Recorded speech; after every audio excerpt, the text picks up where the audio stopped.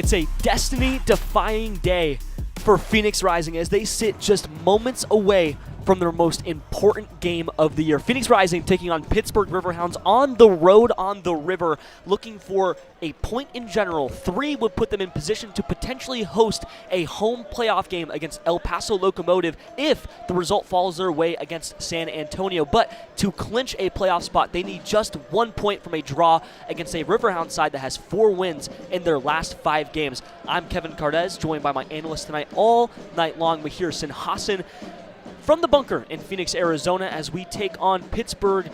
Mahir, everything on the line, and there's somehow still not a clinched graphic on the Phoenix Rising Instagram. You know, it's so crazy when you take a look at this Rising side. I mean, they started to gain some traction in late August with so many draws. Had that loss to New Mexico, but 2 consecutive wins and 2 consecutive clean sheets going into this match tonight, Kevin. This is a Phoenix Rising side that has definitely gained a lot of confidence over these past couple of weeks. But like you said, there's no clinch graphic, so there's still unfinished business for this side. It's only going to make them push further. Well, they've had momentum as of late. Their last 2 games have brought 6 points. They've gotten 6 from their last 6. We talked about it at the start of the run in that final 5-game stretch. They needed about 9 points to mathematically, air quotes, secure them a theoretical spot in the playoffs. They've almost gotten to that point. It was a little rough at the start, but these back-to-back wins have come on the back of a formation change. Colin Smith, Daniel Flores turning it into left and right wing backs, something they hadn't done all year long. Tonight, they'll be without both of them. How do they attack that change? Because this formation has brought 6 points. If they can't do it, does anything have to shift in that original 4-3-3? Yeah, I think it comes down to a lot of the center backs. And ever since we saw that change starting off in that Sacramento game on September 13th, we've seen the center backs take more control of the ball, push it out of the defensive third, potentially taking it into the midfield. As for the wing backs themselves, there's going to be a lot today on Phoenix Rising's options in both of those channels, where you're going to see center midfielders, maybe center backs, going out to those wings, and they have to use their presence to try to push the ball forward. It's a really tough ask, especially knowing how Colin Smith and Danny Flores like to operate. They can obviously go forward as wingbacks. We even saw that when they were officially left back and right back. So when you have that sort of change, you have to be able to, try to fit into that position. Well, we'll take a look now at the visitors, at your Phoenix Rising FC. Against Pittsburgh, they're going to line up, and this is what we think. The graphic has been finally changed from a 4-3-3 to a 3-4-3, and it looks like Hope Avievu's a striker. He's probably going to be a false 9. It's a back 3 of Potmar Boy, your captain tonight, Carl Fred Saint and Rafael Shihus in front of their man, Patrick Rakowski, the man between the pipes. A midfield 4, but really a midfield double pivot of Jean-Eric Morceau and J.P. Skiers, with their wing backs, Ryan Flood, number 22, to the left, and Asela Senge, normally a center back, but will step in place, we think, in place of an injured right wing back of Colin Smith. Then your front 3, Darius Johnson off the left, Charlie Dennis off the right, and your league leader in assists tied currently, Hope Avievu, your 10, theoretically a 9. He'll be a little false 9. Your player to watch tonight, though, Mahir Sinhasan? Is Charlie Dennis, and he's the guy that's been scoring a lot of goals in crucial moments for Phoenix Rising. Got the game winner against San Antonio last week. The biggest thing I've seen for him, we've talked about his positioning on the pitch, whether he's a box-to-box midfielder as an 8 or even in this right wing forward spot, which we expect to see him in tonight.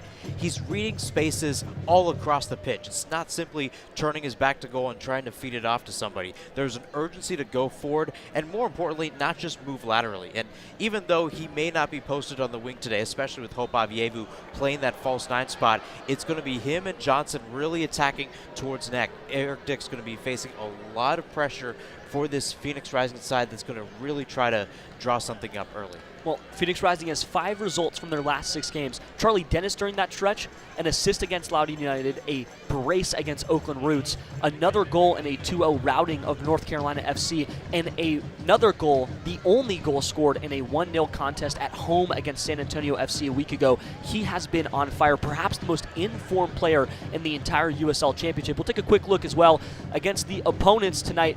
Pittsburgh Riverhounds on the river playing at home. It's going to be Dick between the pipes, Suber, Edrock, Vector, E2, Griffin, Sample, Biasi, all Augie Williams and Mertz, but your player to watch tonight is going to be Luke Biasi for Pittsburgh. Yeah, and even though Biasi didn't end up on the score sheet last week against Monterey Bay in a 3-0 win for Pittsburgh, he made his presence known on the right. He's not just a guy that can, burst down the wings. He can provide some presence going into a guy like Augie Williams. And because he's so commanding on that right flank, especially with Phoenix Rising without Danny Flores today, expect a lot of those guys, including Mertz and all, to potentially join the box as well. They can also be targets along with Augie Williams, and that sort of production starts with Biasi on the right. He's just very confident out there. Luke Biasi, the full 90 against Monterey Bay just a week ago in a 3-0 win. And Pittsburgh as well, Mahir, just before we go to a quick break, is fighting for their own destiny in their own right. They have clinched a playoff spot, but if they can get 3 points against Phoenix and they have a few other results fall their way, they will be in place to host a home playoff game in the first round as well, likely as the 4th seed themselves. The USL Brinks Tire standings have them, I think right now, currently at 6th after North Carolina scored a goal going up on Loudoun, but with 3 points, they can easily jump back into the hunt. Yeah, and that's the one thing about the Eastern Conference. We talked about the parity in the West, really with everybody outside of Tulsa for a majority part of the season, but Pittsburgh started off, at least when you take a look at June and July, a team like Phoenix Rising, confident in trying to get a playoff spot, but that top 4 spot was within reach, but they were going to have to do a lot of stuff. Well, they have done a lot of that stuff going into today, and now it's just about finishing the job. Important notes, too, for this Pittsburgh side. North Carolina and Loudoun hold the head-to-head against them, but Pittsburgh does have the head-to-head against Hartford. So it's those 4 teams that are fighting for that home playoff spot. 2 are going to get it. 2 will have to go on the road. It's going to be an interesting battle. Just a quick one more time look over the table before we get into the game in just a few minutes for Phoenix.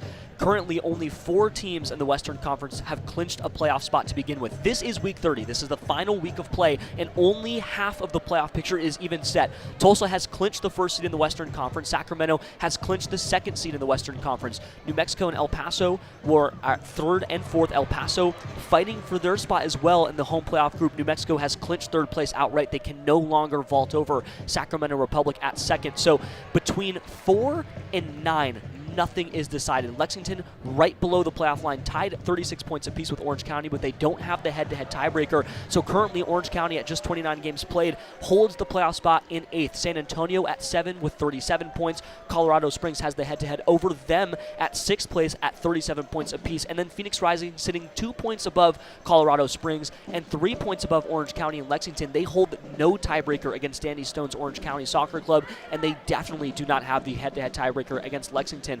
If they were to lose tonight, you'll be on result watch for all 4 of those games. The moment an Orange County, Lexington, San Antonio, or Colorado game end in anything but a win for those 4 sides, Phoenix will automatically clinch a playoff spot. If they were to watch all of those results fall to the wayside and all of those clubs win, Phoenix would be on the ropes if they don't get a point tonight against Pittsburgh. Everything on the line for Phoenix, a playoff spot, potentially their first home playoff game ever at 38th and Washington in downtown Phoenix. There's a lot on the line. We have a lot more to talk about. The game coming up in just a few moments with Kevin Cardez and Mahir Hassan on the Phoenix Rising Radio Network.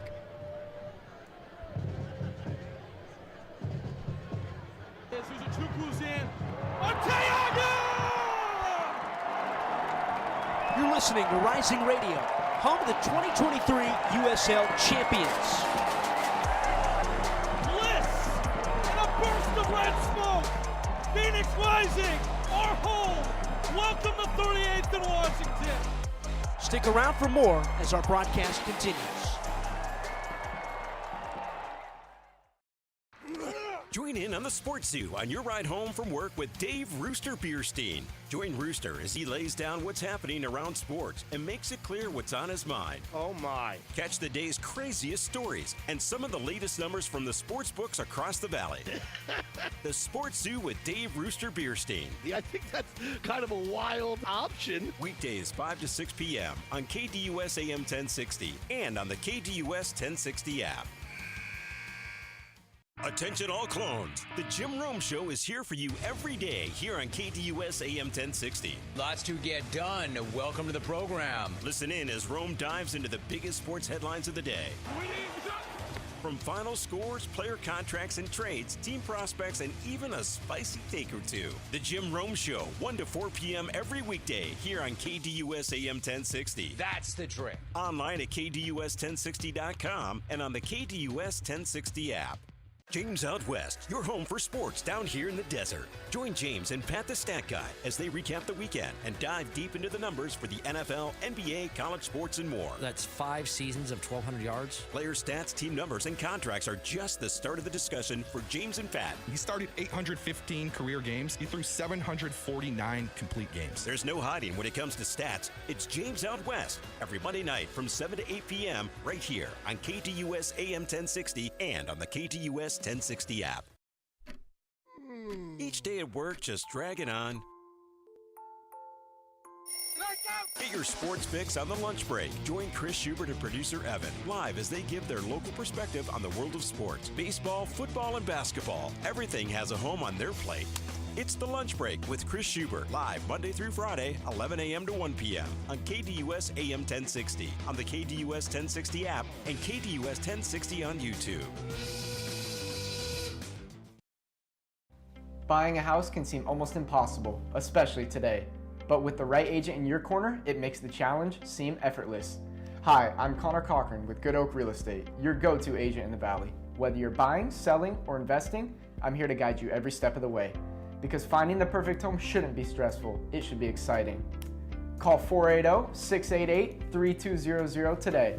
Again, that's 480-688-3200. Let's have the conversation.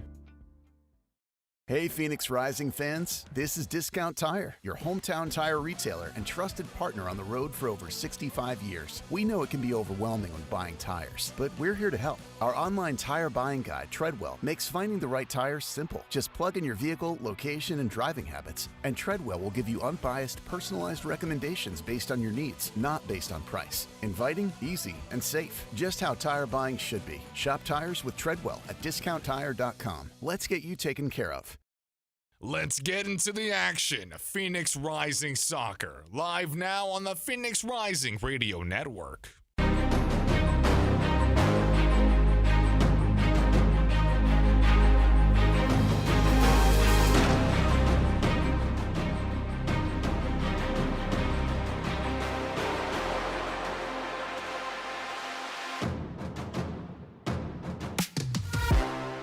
Phoenix Rising and Pittsburgh Riverhounds on the river, on the road in Pittsburgh, all night long on the Phoenix Rising Radio Network with Kevin Cardez and Mahir Hassan. The game just a few moments away. We are though situated in the bunker in downtown Phoenix this afternoon. So we'll wait for the game to get going, but before that, we'll get you a little bit more warmed up for the game coming up. But here we talked about the table.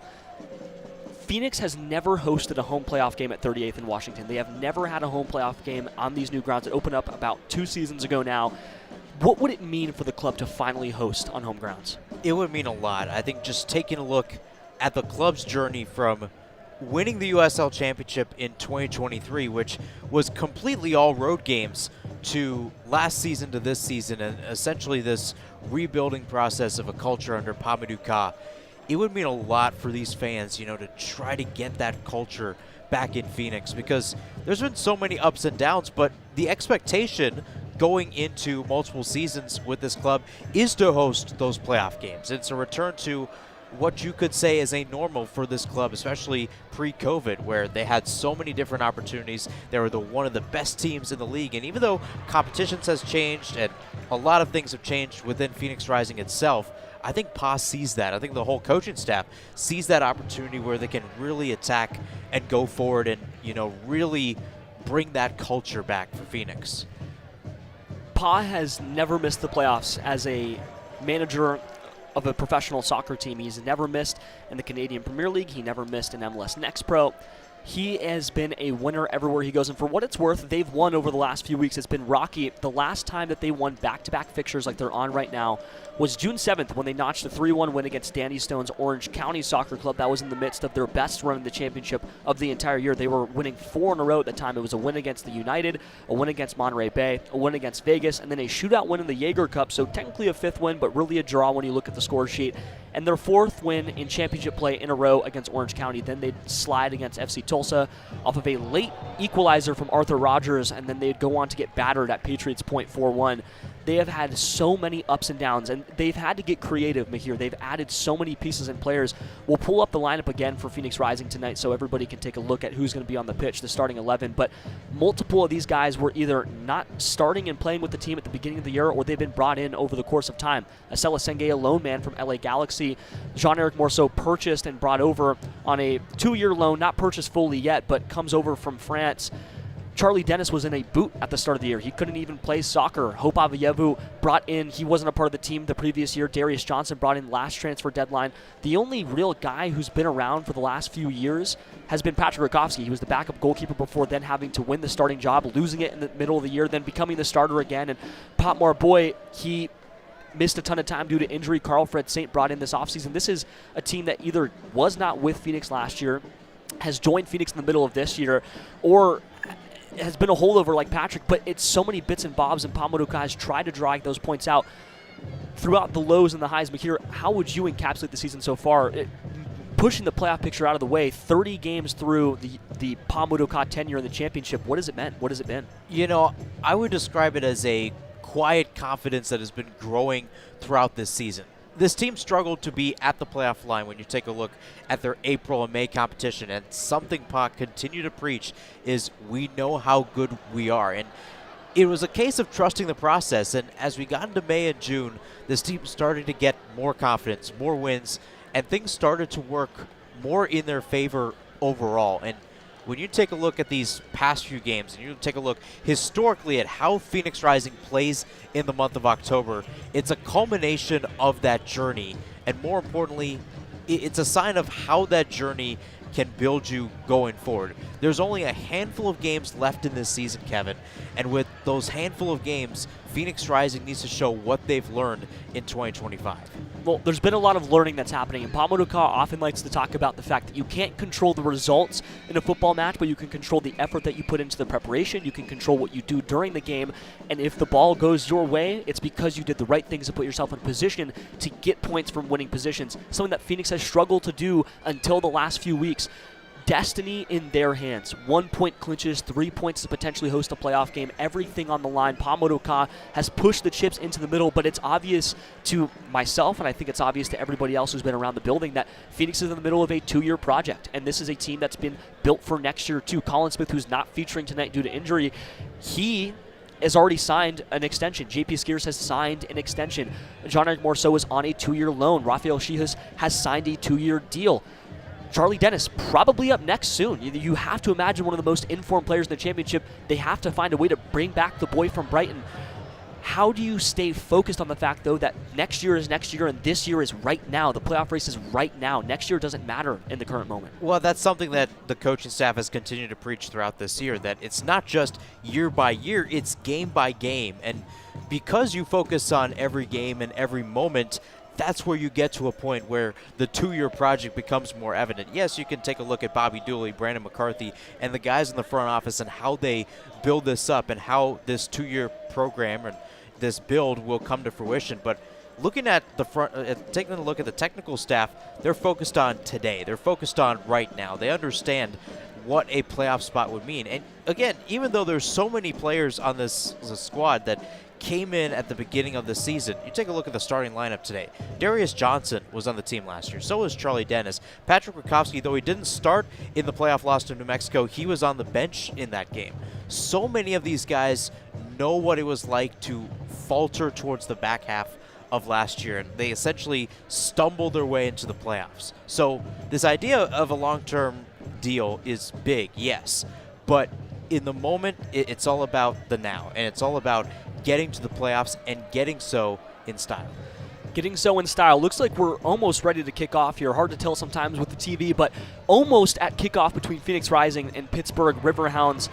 Pittsburgh looking for their 13th win. Phoenix looking for their 10th, and they're looking for an opportunity to jump into the top of the standings and potentially host a playoff game at home for the first time in downtown Phoenix. They've done it before. This is one of the clubs that's been to the pinnacle. They've won a title in 2023. They've won the Western Conference on multiple occasions. They were the standard of success in the USL Championship last year, losing the first round to New Mexico United on the road in the first round of the Western Conference playoffs was sort of a stumble, especially coming off of a title. Title hangover was sort of the theme of the season, even though they packaged it to the fans as, hey, this is a championship tour. We're going to make sure that the trophy goes everywhere that we go. Instead, losing in the first round, now trying to find a way to not only make it to the first round, as they haven't clinched yet, but trying to find a way to push much further than that. And we're ready to go. Phoenix Rising tonight in their red kits with the white shorts. Pittsburgh Riverhounds in the horizontal yellow and black stripes.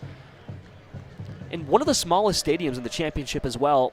Highmark, due to be expanded soon, one of the many clubs that has announced plans and is in cahoots with the city to try to fund one of the larger projects in the city to potentially become a Division I team in American soccer, as USL and the Federation have ongoing discussions with how can we become a Tier 1 league as well. Both teams getting ready to break the huddle, and we're ready to go here in Pittsburgh. Avievu making the long walk to the semicircle. Perhaps Phoenix will be the ones to start with the first kick. It's a packed crowd tonight. Pittsburgh on the brink of potentially hosting a playoff game, and their supporter section looks raucous.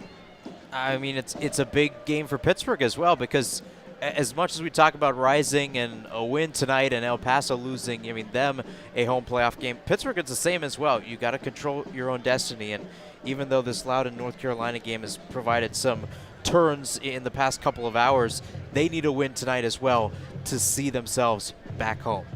While we're off, Hope Avievu sends a ball back to Rafa, who sends a long ball up and over into the night sky. First minute, 0-0 between Phoenix Rising and Pittsburgh Riverhounds in Highmark Stadium in Pennsylvania.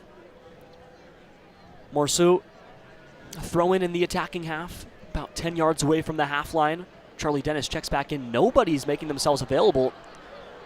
Eric needs to make a throw. He does. Long throw into the night sky. Hope Avievu misses the header. Morsu gets it back, though. Avievu into the box. Still ball looking for possession. Nobody can really get it, and a header from Eric goes outside the touchline. Goal kick for Pittsburgh. What does Phoenix need to do to establish themselves in the game early on, Mahir? You know, they got to keep some sort of possession, and they got to drive down the flanks. And even though it's tough without Danny Flores and Colin Smith today, you have to be able to get some sort of presence. Pittsburgh is really going to stack the box, and they're going to make the channels their own. It's going to be tough to try to break through in ways, but if you can do so, then Rising has a real good chance of winning. Darius Johnson heads down a long ball that came from the goalkeeper Eric Dick tonight for Pittsburgh. Notched his 10th clean sheet last week against Monterey Bay. Phoenix has struggled at times to keep their own clean sheets, 10 so far. That would be a fair improvement if that was Phoenix. Eric, far side touchline, firing a ball forward, trying to find Avievu, only finds the left shoulder of Actor. Goes out of play again. Another thrown in the attacking half for Phoenix on the way. Possession tilting very early, but towards Phoenix. And oftentimes we hear they don't like to play with the lion's share of the ball. They've been a counter-attacking team the last few weeks. Yeah, I mean, that's Phoenix Rising in a nutshell. And it feels like that's what you want to see when you take a look at guys like Darius Johnson, Joe Margarita, even Kelvin Arase, who came in to the squad in August and September. That's where Phoenix Rising has thrived at best. That's where they've manufactured most of their chances, then they get something going in terms of goals. Phoenix has also done fairly well when they're the first puncher. It's something that we talked about a lot at the beginning parts of the season, trying to find that opening punch. They really struggled to do that as Eric Dick prepares to play a long ball into the night sky. Possession finally down for Pittsburgh. It's E2. Far side touchline, slicing ball towards the middle, and Augie Williams. Augie with the ball now, playing a clean pass back to E2. E2 on the far side touchline now as well. Mertz loses the ball. Charlie Dennis in the area, can't quite get the header. Ball's back with Mertz again. Far side touchline, attacking half for Pittsburgh. Third minute, 0-0 between Phoenix and the Riverhounds. Rotating back around for Edrock. Their third center back steps back in possession. Ryan Flood manages to boot the ball free though. Edrock again, another high ball, finds the knee of Ryan Flood. And now Rafa. Rafa plays a poor pass backwards. Edrock through the middle. Suber right on top of his goal. Third minute. Back out for E2. Darting run into the attacking half. Gets a lot of space from Charlie Dennis playing through the middle. Sample. Short ball back for Mertz. Mertz plays another touch backwards. Far side touchline still for Pittsburgh, trying to find a way to enter the final third. No bodies in the box yet for Pittsburgh. Charlie Dennis in defense manages to nod the ball free, but it still goes back with Pittsburgh. Vector back out for Sample. Down for Mertz. Augie Williams trying to make a dart into the box. Here comes a cross. It's almost headed by Augie Williams. Patrick Rakowski sees one go wide of the far post. 4th minute, still 0-0, trying to figure out if that was a corner. It seemed like Augie Williams got a good head to it. Might have glanced off the forehead of Carlson. Definitely looked like a deflection. Williams was arguing for a handball off of the Haitian. Didn't seem like he's going to get that call, though. Non-incidental contact. Likely the rule. Looked like it did take a little glance. Here comes a corner kick right towards the center of the box. Rafa heads it away high into the night sky. Still with Pittsburgh, but Charlie Dennis and Darius Johnson do enough to chase the ball down. DJ trying to find a trailer, gets thrown to ground there in the middle, but it's ruled play on. Pittsburgh managed to get the ball back. A slicing ball outside of the touchline nearly, but it's kept in play. Riverhounds back with the ball. Sample dancing on top of the box now. Still with Pittsburgh trying to find a shot into the box. Augie Williams just a step off from getting a shot there, just inches away from Rakowski. Rakowski stuck on his line, likely had a good angle to shut it down. Early danger there from Pittsburgh. 5th minute, still 0-0. Phoenix and Pittsburgh. It looks like a sellout crowd. And it's definitely colder in Pittsburgh than it is in Phoenix. Rakowski clearing a ball long for Charlie Dennis, losing the header in the center of the park, but JP Skiers gets there in time. Pushed forward by Hope Avayevu, a little 1-2 game and one-touch football, but the ball goes back for Pittsburgh. Only as far as Potmar Boyd, doing enough to get away from Augie Williams. Morsu back out for Pop, clears the ball long, trying to find Avayevu. Avayevu just has to watch that one hit the forehead there of Idrak. Played down and out of touch. Thrown in the attacking third now for Pittsburgh. It's another dangerous area for Pittsburgh because you can just swing one cross in. This could be dangerous. Could be dangerous. E2 throws it in, almost gets a foot to it. Potmar Boy, a hardy challenge in the box, but it's not a point to the spot. Now there's a coming together in the center of the box between Charlie Dennis and a few Riverhounds. Augie Williams incensed that that's not called a penalty. Charlie Dennis, the first guy to get there, and I believe Potmar Boy is still down in a heap on the ground, the captain tonight for Phoenix. Yeah, that was a dangerous play in the middle, and you have to credit E2 for getting out from the wing and inserting into the box. It was a nice dribble around his Senge going towards the byline, and Boyd just gets his right leg to it. Both players go flying in the instance of it.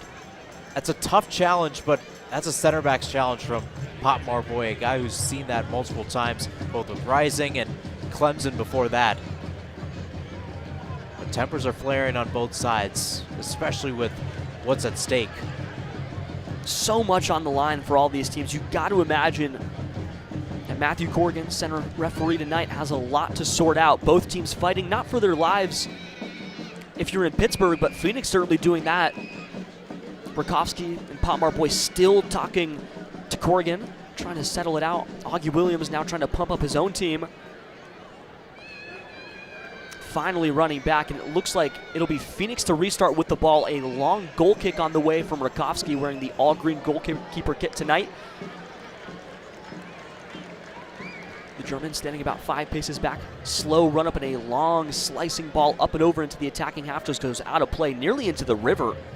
8th minute of play, we finally restarted now. Pittsburgh with the ball, throwing backwards in their own half. They're going to play it back for Idrak and Crew, who just sends a long ball up into the night sky. Augie Williams trying to win the header, and Charlie Dennis and Rafa come together. Hand into the air there by the referee. Augie Williams says, that's on me. Rafa quickly restarts, trying to find Dennis on the right-hand side. Headed out of touch, but it's a thrown in the attacking half now for Phoenix. Morsu throwing a dangerous one back from our boy, who's quickly chased away by Augie Williams. Augie calling forward for the press. Fully engaged now. Short ball through the middle for Rafa. Rafa slicing one now down two for Charlie Dennis, losing the header in the center of the park, but Morsu and a Senge. Looks like a foul there called on Charlie Dennis. Pittsburgh with the restart, at least for now. 9th minute marching on. Still 0-0, Phoenix and Pittsburgh. 1 point enough to clinch for Phoenix, not enough to get them within punching distance of El Paso. And if they win this one, they'll be looking at that 6:30 game between San Antonio and El Paso Locomotive, hoping for an El Paso loss. If those two fall their way, Phoenix will host a home playoff game as the 4th seed in the Western Conference. If they tie, the numbers say that the only team that they'll be able to play, El Paso Locomotive, on the road, 5th and 4th seed. Avievu chesting one down, pushing one forward for JP Skierce, who's caught a little out of position as Selasenge loses a header on the far side, booted up and along trying to find Augie Williams. Mertz trapped on the far side touchline, playing back for E2. Now back again for Vector and Suber right through the middle. Idrak lets one go all the way through for Biasi. Biasi playing a decisive ball, and Rafa puts 2 hands to the back of Augie Williams, who draws the foul, 9th minute. Rafa runs away there, no caution out of the pocket yet from Corrigan. Have to imagine there's going to be a few that fly out of the pocket tonight, Mahir. Yeah, there's going to be a lot of physical activity, especially with Williams working back to goal and trying to maneuver something down each wing. He did a decent job at that against Monterey Bay, although he was a little bit more loose when it came to coverage. That's how he got his goal late in the second half. So Phoenix Rising has to keep a man on him at all times. Restarted again for Pittsburgh, back between this back three and their 3-4-3 shape that they've been playing. Augie Williams heads one out of touch, and the near side official rules it as a throw-in in the defensive half for Phoenix. Augie, we talk about Isan Sako, who's on the bench tonight for Phoenix Rising, as often offsides. Augie Williams has the most offsides calls in USL Championship history by a large margin, nearly 30. And he leads the league this year as well in offsides calls, so maybe a match later if Isan were to enter the fray. Ryan Flood gets fouled, and it's a semi-dangerous set piece and free kick here from Charlie Dennis, who rolls the ball forward and ushers all the bodies about 38 yards away from the mouth of the net here for Charlie Dennis, the number 12 for Phoenix Rising. Puts a right arm to the sky, all bodies nearly on the edge of the box, chips one forward trying to find the head of Rafael Shihus, who puts a head to it.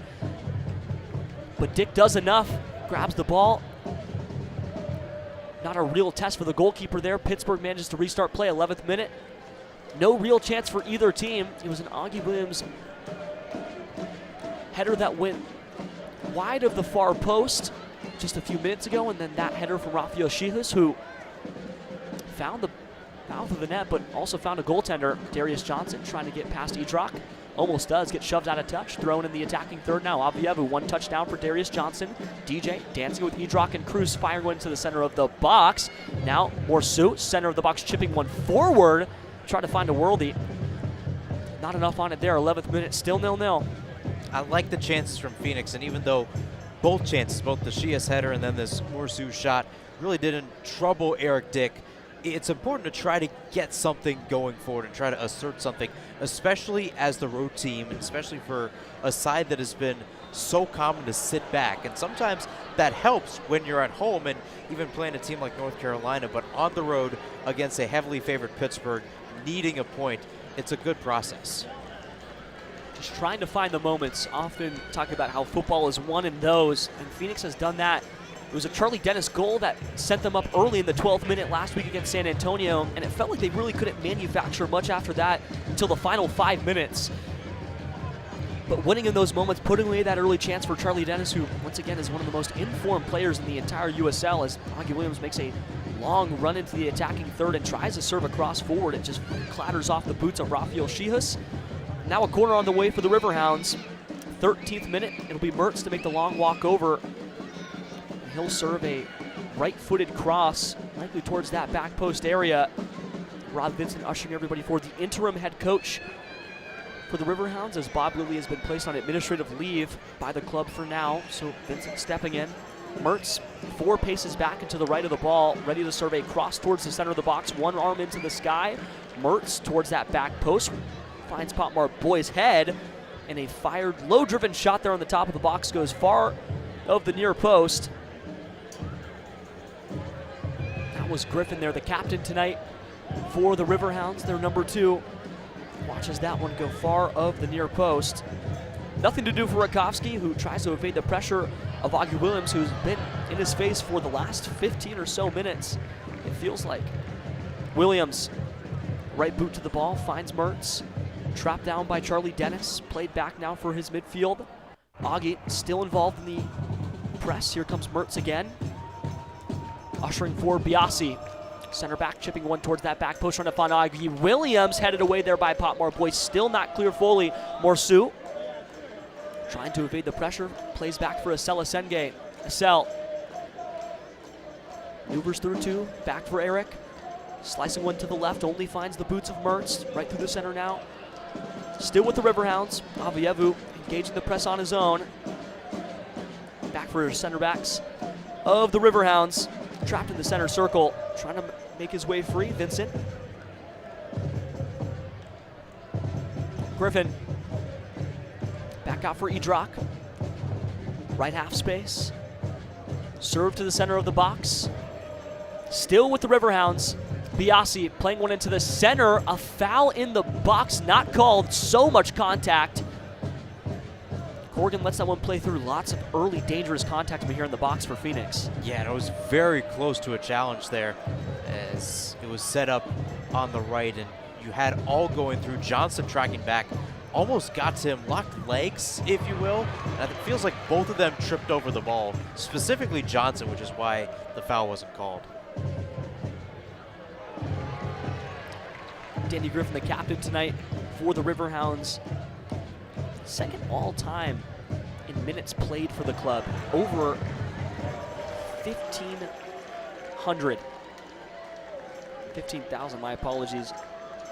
Third in club history in appearances at 175. As well, starts at 170.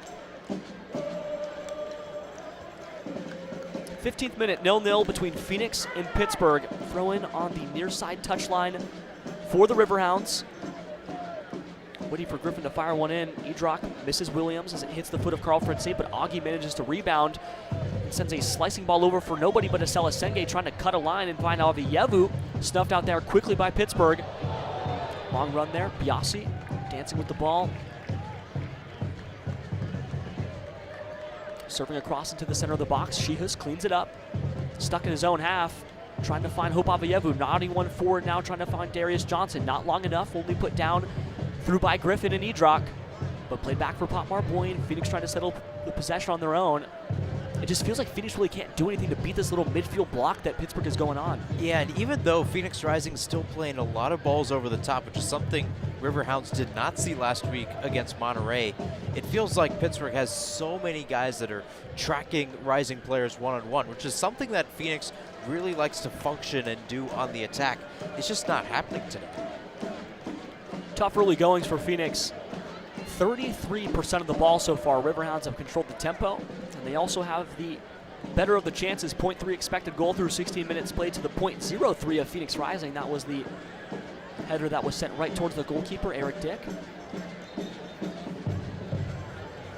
31-year-old out of Kansas, came over from Minnesota United, plays a long ball up and over the top, trying to find Augie Williams. Thrown off the ball there by Shihus, who manages to evade any pressure from the referee. Shihus right through the middle of his defender, but it's ruled play on. JP Skiers back for Asela Senge, firing one for Potmar Boy, putting a hand in the air to settle the tempo.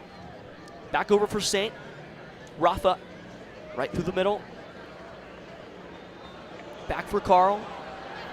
Triangulating with Morsu. Augie Williams not interested in pressing this time. Rafa, short pass back for Morsu again. They can't find an advance through the midfield. Flood down the touchline for DJ, pushed along there for JP Skiers, who now has a run trying to fire forward for Hope Avievu. Snuffed out quickly by the center backs of the Riverhounds, but played back for Ryan Flood. Morsu drifting over from left to right, finding Asela Senge, stopping the ball over and putting it for Charlie Dennis. Trapped by his defenders on the far side touchline, playing back in the middle for Saint. Bounces over, puts a left boot to the ball, and fires a right-footed pass down for Ryan Flood. Now evading the pressure of Luke Biasi. Biasi managed to push the ball back for Saint, through the middle again for Rafa in their own half. No forward motion here.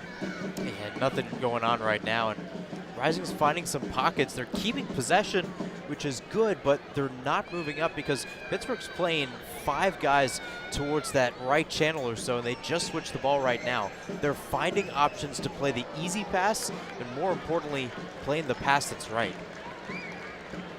Riverhounds managed to pick up the ball on an interception, and now it's played back through the middle. Pittsburgh trying to dictate the tempo again. Stuck in their own half, playing around the half lines. It's A2. Back for Vactor, right through the middle for Suber. Slicing through the middle, Carl-Fred St. commits a foul, and it's ruled in favor of Pittsburgh. Threw Al to the ground, rolling on the ground. Charles All, 22 years old, out of Florida, went to Stetson University. Has 4 goals so far in 2025. It's been a good campaign for him. Has featured in nearly every single championship game that Pittsburgh has played. I believe he's only missed one. Carl make the long walk back, and it's restarted quickly on the touchline for Edrock. Riverhounds drifting into the attacking third. Edrock trying to make his way through Carl-Fred St., but Darius Johnson is the one to finally clear the ball up. Almost draws a foul, but it's ruled play on for Charlie Dennis, who loses the ball in the middle of the field again. No help for Charlie as he watches it go wide again. Vactor playing through the middle. Suber back out for Vactor, now on the far side for A2. Pittsburgh, little one-touch football through for Augie Williams, playing another one through the middle there for Sample. All Pittsburgh, 20 minutes through, still 0-0. Third of an hour through, and nobody's really had a clear-cut chance on the goal. Suber through the middle for Vactor, back for Suber again. Charlie Dennis on the press, has to jar that one forward, and it's into the box, and it's shot, but it goes off of what looked like Rafael Shihus. Instead, no, it's just a wide shot.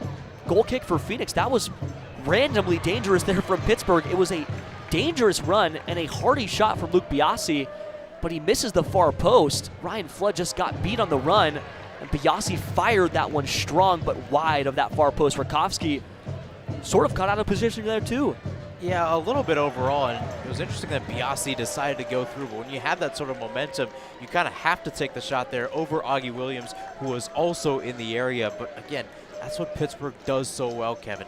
A lot of their goals last week and over the past few weeks have come from chances where a lot of their players are just in the box and they're not really getting tracked at the right moments. They almost had a goal in that situation. Close for Pittsburgh. Likely the best chance so far of the evening. Ryan Flood just got turned around there as there's another ball floated towards Charles All at the top of the box. Still with the Riverhounds, Mertz playing one down for A2, trying to slice a corner, and saved by Rakowski. Easily caught there. A2 had a nice chance to cross one forward towards Augie Williams, but Augie couldn't get there before the German goalkeeper did. 2 paws on the ball, and he stops all of the forward momentum there for Pittsburgh. Goal restart there for Carl-Fred St. and crew, who plays one back for his goalkeeper, Rakowski. A smooth ball to Potmar Boy, who has to turn around a little bit to get it. Receives and fires a long ball up for Charlie Dennis, who misses the header. Back there again for Suber. Fired up and over the heads of everybody but Potmar Boy. Watches that one trickle over the end line. Goal kick for Phoenix. It feels lethargic, Mahir. I don't know. It's odd. I think some of it just has to do to Phoenix Rising's approach to this game. They understand that Pittsburgh's going to hold more of the ball, and they're going to have more offense overall. So if your defense can survive, your offense has a chance to go forward. The problem is their offense is very dictated on one-on-one battles, a lot of individual chances. The problem is you're going to have to beat Pittsburgh as a team. It's going to come down to how you pass the ball, especially in tight one-time, two-time situations, which Phoenix Rising hasn't done a good job at tonight. A one-time ball from Morsu right to Dennis, turns into a little forward action now for Phoenix as JP Skiers is fighting, trying to find his way to the ball, thrown to ground, nothing from Corrigan and the officiating crew. So a long ball into the night sky, and Hope Avayevu gets what looked like an elbow to the rib cage. Still nothing ruled there either as the Riverhounds move forward into the attacking half. Booted forward there for A2. A2 shakes free. It looks like Estella Senge will try to get there, and he will. Stops the forward momentum again for Pittsburgh, and the ball goes out for a corner kick. Far side for Pittsburgh. Hope Avayevu slow to make the walk back there for Phoenix. Looks like he got hit by something as Mertz makes the long walk to the far side corner flag, stops the ball with his right foot. He'll be the one to deliver the corner service here for Pittsburgh as all the bodies drift forward towards that near post. Rakowski trying to organize his own line. Avayevu stuck with somebody on the near post. It's Sample. Selasenge right behind the left shoulder of his goalkeeper Rakowski. Everybody jumping up and forward. Here comes the kick towards that far post. Headed away there by JP Skiers. Not the best corner kick on the way. Charlie Dennis puts a boot to the ball and stops it. Here comes Hope Avievu trying to start a little break on his own. Avievu, far side touchline, boots one forward for Darius Johnson, who back heels to keep in touch. Hope Avievu still with the ball, thrown to ground there, and Corrigan rules no foul. Play on for Pittsburgh. Avievu's in a heap on the left side. Nothing there from Corrigan. And the Riverhounds venture forward. Here comes Edrock playing down the near side. Booted away there by JP Skiers, and now a foul gets called. Exasperated, I'd say, is the correct word for the body language of Phoenix Rising, particularly Ryan Flood, as Hope Avievu is still on the ground. It looks like he got hit in the face, kind of holding his eyes. Not sure what happened. It looks like Charles All was the one who went to ground on the near side for Pittsburgh. Dennis with a beautiful backheel ball. Upon that replay, Avievu kept it in touch. It looks like he took a shoulder to the head. Ruled as nothing there by the officiating crew. Frustrating so far for Phoenix. It seems like every time Phoenix Rising wants to go on a counterattack, and I'll give you that example with DJ and Hope, that was basically a 2-on-5 and a 2-on-6, Kevin. There's other options where Skiers and Morsu in this double pivot, one of them goes forward. You're asking them to basically get a number 9 finish, and that's just not happening right now because Phoenix Rising has Hope Avievu playing a false 9, and they don't really have that presence right now. But overall, Rising has so many players back, and whenever they try to go forward, their speed is getting outwitted by the positioning of Pittsburgh. You can feel the absence of Colin Smith and Daniel Flores right now. There's no build-up play on these wings. They're trying to find ways right through the middle, which was your actual key to the game, is find a way to create something right through the middle of the pitch as the Riverhounds almost get a chance into the box. As Selasenge dangerous and just has to play a ball outside the goal line. Here comes a free corner kick for Pittsburgh as Selasenge got caught on his own. And as Mertz makes the long walk, as Selasenge goes back to his own goalkeeper and says, yeah, my bad. I conceded a corner kick just for you. Some work cut out for Patrick Rakowski and crew as all the bodies crash towards the center of the box. Another corner on the way for Mertz and crew. Trying to find that near post again. 4 paces back into the left of the ball. Only 3 bodies on top of the box. Everybody else forward for Pittsburgh and Phoenix. Darius Johnson, the only near man. Corner on the way towards the center of the box. It's free. It's booted forward there by Rafa. High into the sky for Darius Johnson, trying to stop his own man from getting it. DJ nods it along. Only finds all. Charles pushing one out for Mertz. Mertz trapped with the Selasenge trying to fire off a cross into the box. Only has to play back there. A2 finding one towards the center. Potmar Boy heads one up and over. Darius Johnson. Avievu just watches Suber push one over for all. All manages to keep that one in touch. Flood, one back for JP Skiers. Thrown off the touchline. We'll see what the officiating crew says. It's a quick throw in there and a restart for all and crew. Pittsburgh with the ball. Potmar Boy and Selasenge come together, manage to get the possession back now for Phoenix. Morsu, center of the park for Charlie. 27th minute, still 0-0. And finally, bodies crash to ground. Rule play on for Hope Avievu. No foul yet. Charlie Dennis, 30 yards away from the net, trying to direct traffic. Back for Ryan Flood, stops the ball with his left boot. Darius Johnson plays one forward for nobody. Back for Augie. Pittsburgh. Morsu wins it back from Augie Williams. 27th minute, attacking third, pushing forward for Darius Johnson, trying to find a ball out wide. Avievu loses it. Selasenge sending a shot nowhere near the box. 27th minute, 0-0. Selasenge tried to be a hero, but it's hard not to be. There's still not much cohesion inside the box, in particular inside the final third, Mahir. Not much cohesion, and especially down the middle, like I said earlier, there were times where Dennis just was way too close to a teammate. So when you take a look at Asenge taking that shot, yes, you wonder why, but there really wasn't much doing because you want Asenge to try to motor forward, and he's not a guy to take one-on-one battles, even during his center midfielder days.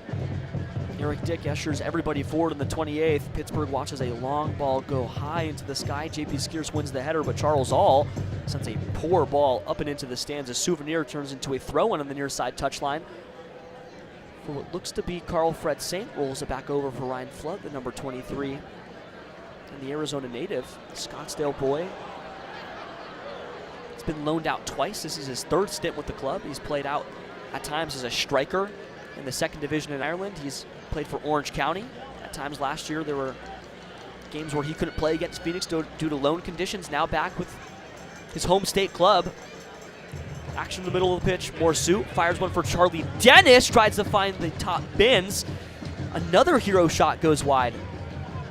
Charlie Dennis trying to get in on the action too. 32 yards away, just bombs a shot towards Eric Dick and crew. That one also soars wide of the far post, but now Phoenix trying to get a little creative. Charlie Dennis just sensed the pressure from Mertz and sent a rocket shot from his left foot. Nearly found the woodwork, but not close enough to really test the goalkeeper still. 29th minute, 0-0. Another long ball from the goalkeeper high into the sky there for Avayevu and JP Skiers, who lose the header. Potmar Boy pushes one up. Charlie Dennis dragged to ground there by his defender. No foul ruled again by Corrigan. Charlie Dennis, one touch forward for JP Skiers, plays one for Darius Johnson, triangulating with Ryan Flood backwards. Finds one for Carl Fred Saint. The Haitian plays one through the middle for Rafael Shihas, who has his fair share of European experience under his belt. He's won promotion to the Bundesliga in Germany with FC Köln. As Ryan Flood has to make a daring run back to keep the ball in touch and be defensive third for Phoenix. And there's another body down in the center of the pitch for Phoenix. Nothing ruled and nothing blown dead. Looked like it could have been Jean-Eric Morsu. Thrown in the defensive half for Phoenix. Tossed back there for Acela Senge and Potmar Boy. Pop venturing into the center of the park, plays one back for Rafa right next to his goalkeeper. Moving from right to left. Saint through the middle for Eric. Eric into the semicircle, crossing over the half line now, trying to find a ball for Charlie Dennis, the boy from Brighton. Puts one down, keeps it just in touch, but then loses it. And a throw in the attacking third for Phoenix goes towards Pittsburgh. One of the biggest things for Phoenix Rising that I've seen is the lack of overlap play. We go back to the absences of Danny and Cullen bringing that in, but you can also kind of lean on, Johnson and the many others in that sort of situation. Patrick Rakowski quickly tested there by Augie Williams, not to cut Mahir off. Augie doing just enough on the press, almost caught Rakowski off of his line, but Rakowski scampers outside of the mouth of the net. Gets the ball and rolls it out for Ryan Flood and crew, who plays a dangerous ball down the touchline and finds Darius Johnson. One touch back from DJ, who thought he had the run, and instead the ball is fired back from All and crew. Mertz through the center. Sample. Over for Biasi. Luke just fires one towards Rafa. Left half space for Ryan Flood. Morsu. JP Skiers, the newly extended midfielder, with his newly loaned out Jean-Eric Morsu, 2-year loan from France. Center of the park, Riverhounds switched over by Suber, finds A2 on that left touchline. 31st minute, 0-0 between Phoenix and Pittsburgh. Phoenix fighting for a playoff clinch, potentially a home playoff spot. Pittsburgh is already clinched, fighting for their own home playoff spot. They could go as high as third in the Eastern Conference when this is all said and done, fighting for fourth or third behind the Battery and Louisville. They have the tiebreaker, like Mahir said in the pregame, over Hartford Athletic. So in the event that they draw and Hartford were to lose, they would still jump up over them. Lots of upward movement can happen for both of these clubs. Phoenix could watch a lot of downward movement occur. They could miss the playoffs altogether. Biasi fires one off the chest of JP Skiers. Skiers crossing one into the box, trying to find Charlie Dennis. It goes wide, but Acela Senge manages to keep it in touch. Acel, one touch back for Charlie Dennis, who leaves it down the line for Potmar Boy. 44% of possession now for Phoenix. They've slowly watched that number creep up from that 33% at the 15th minute mark. 32nd minute, Charlie Dennis trying to cross one, can't quite get there. Goes outside the end line, goal kick for Eric Dick in Pittsburgh. He may roll this one out, he may send this one long, trying to find out what his move is. Dick watches all the bodies for Pittsburgh as they usher forward. Here, just no clear-cut opportunity for Phoenix, and we're 33 minutes through. If I'm Pamanuka, you wonder how much you still want to play in this 3-4-3, and although it's brought so many good things over the past few weeks, this feels like a game that's more suited for a 4-3-3, especially knowing that recent production on the wings between Johnson and Skiers. That was a good chance, couldn't get the cross in, but you still had a Senge on the back post. You wonder if you plug out guys like Skiers and Senge, and you put in guys, let's say, like Xion Emmers, some things can really work in your favor. Lack of a true striker, too, feels pertinent. They keep trying to play these long balls up and over the top, but you don't have a striker out there. Hope Avayevu's not really playing as a 9. With all the graphics have him there, he's more of a drifting true attacking central 10, trying to find the ball out wide to guys in the channels like Darius Johnson and Charlie Dennis as the ball goes outside a touch. A thrown in the attacking half, thrown backwards by A2, but then played through the middle for Sample. Sample touching one forward for A2 again, who almost evades the pressure of Asela Senge. Instead, he finds the feet of Potmar Boy. The captain playing one high into the night sky, trying to find the chest of Pope Avievu. More one-back play there by the Riverhounds, and they're going to move now from left to right.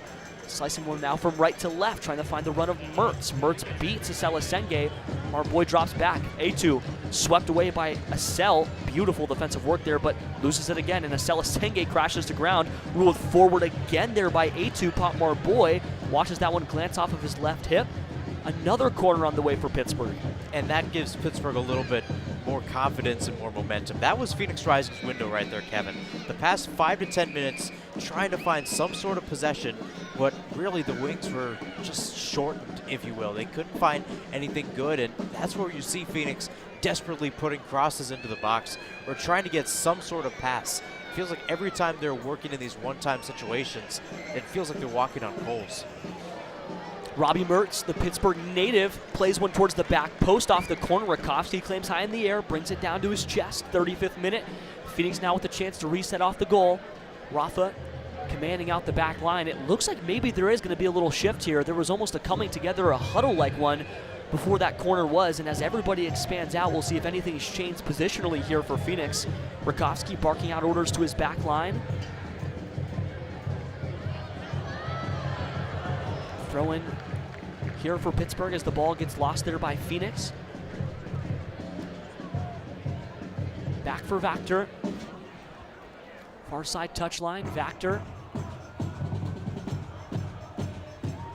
Right through the center, drifting forward. Darius Johnson not fully pressing yet. Edrock slicing the ball up and over into the center of the park there for Rafa. Morsu chests one down, playing out wide now for Asela Senge, who has a little attacking space. Dribbling with one, trying to beat A2. Instead has to get turned around there, playing one back from our boy, stopping with his right foot, playing through the center now for Rakowski, right on top of his net. Augie Williams forces a pass back from our boy, the captain, playing one down for Asela Senge. Asel, Morsu, long booted ball up and forward there for nobody but Suber and Riverhounds, but our boy wins it back right through the center for Charlie Dennis. A good touch, manages to evade the pressure of one, but not of two, as Suber drifts forward and Luke Biasi plays one up and forward now for Mertz. It's booted away there by Ryan Flood. Did just enough there to get back in time, and Charles All watched as the ball go up and over the end line. 7th corner kick on the night now for the Riverhounds on the way. Phoenix hasn't kicked a single one so far. 36th minute. Rakowski has had a lot of work to do in front of his net. Robbie Mertz making the long walk back over. Again, that Pittsburgh, Pennsylvania native playing for his hometown club. Made his 100th appearance for the club back in July. Has been a stalwart for the Riverhounds, now trying to play a home playoff game on the river. They need a few more things to go their way. Charles All plays short for Robbie Mertz off the corner. Only has to beat Morso and Avievu. Now played forward into the back of the box, headed up and along, up and over the crossbar there. Not a lot of work for Rakowski on that one. He'll walk behind his goal and pick up the ball. Goal kick restart here in the 37th. Still 0-0. And it has been a chanceless game, Mahir. Yeah, chanceless I think is the right way to say it. Even though Phoenix Rising has rattled off shots, 4 specifically, none of them have been troubling when you take a look at Eric Dick in goal. He's been able to read the play well, and really that goes to all of Pittsburgh Riverhounds. Phoenix Rising feels like they're playing desperate right now, and even though they desperately need to get a point, they need to get 3 points if they want to host a playoff game next week, it still feels like they need to play a little bit more calm. Well, the cool, calm, collected Pittsburgh Riverhounds are going to win the ball back here. They'll play all the way back for their goalkeeper in that bright blue Pittsburgh goalkeeper kit this year. Eric Dick plays a long ball forward for Augie Williams, who nods one up and along for the Haitian Carl Fred Saint. Been out a lot on international duty this year. He's gone out and played in World Cup qualifiers, CONCACAF Gold Cup. Haiti's in the thick of most competitions when it comes to CONCACAF, as well as trying to qualify for the World Cup on their own. And the Haitian has been there for a lot of it. Out and about. Joel Margarita at one point as well, when he was with the club, was out for Curacao. Darius Johnson playing for Grenada. Gold Cup and World Cup qualifiers for their national team as well. Morsu wins the ball back and throws it back over for Acela Senge, who loses the ball now for A2. Pittsburgh Riverhounds on the break, playing one out for Robbie Mertz. Mertz dancing with Charlie Dennis, trying to cross into the center of the box. Augie Williams chests one down, trying to beat Rakowski. It's saved early there. Carl Fred St. clears. Rakowski does just enough to paw one away. Augie Williams had a prime chance on the net. And that's key from Rakowski to get in front. I mean, that's maybe a 2-3 yard difference between the two guys, and Rakowski just makes himself big in that moment. That's what a lot of goalkeepers are taught, and it comes up clutch. Well, he was big in the right moments, and A2 now trying to cause a little trouble there for Rakowski, and another corner ruled for the Riverhounds. I think Rakowski believes that's a goal kick.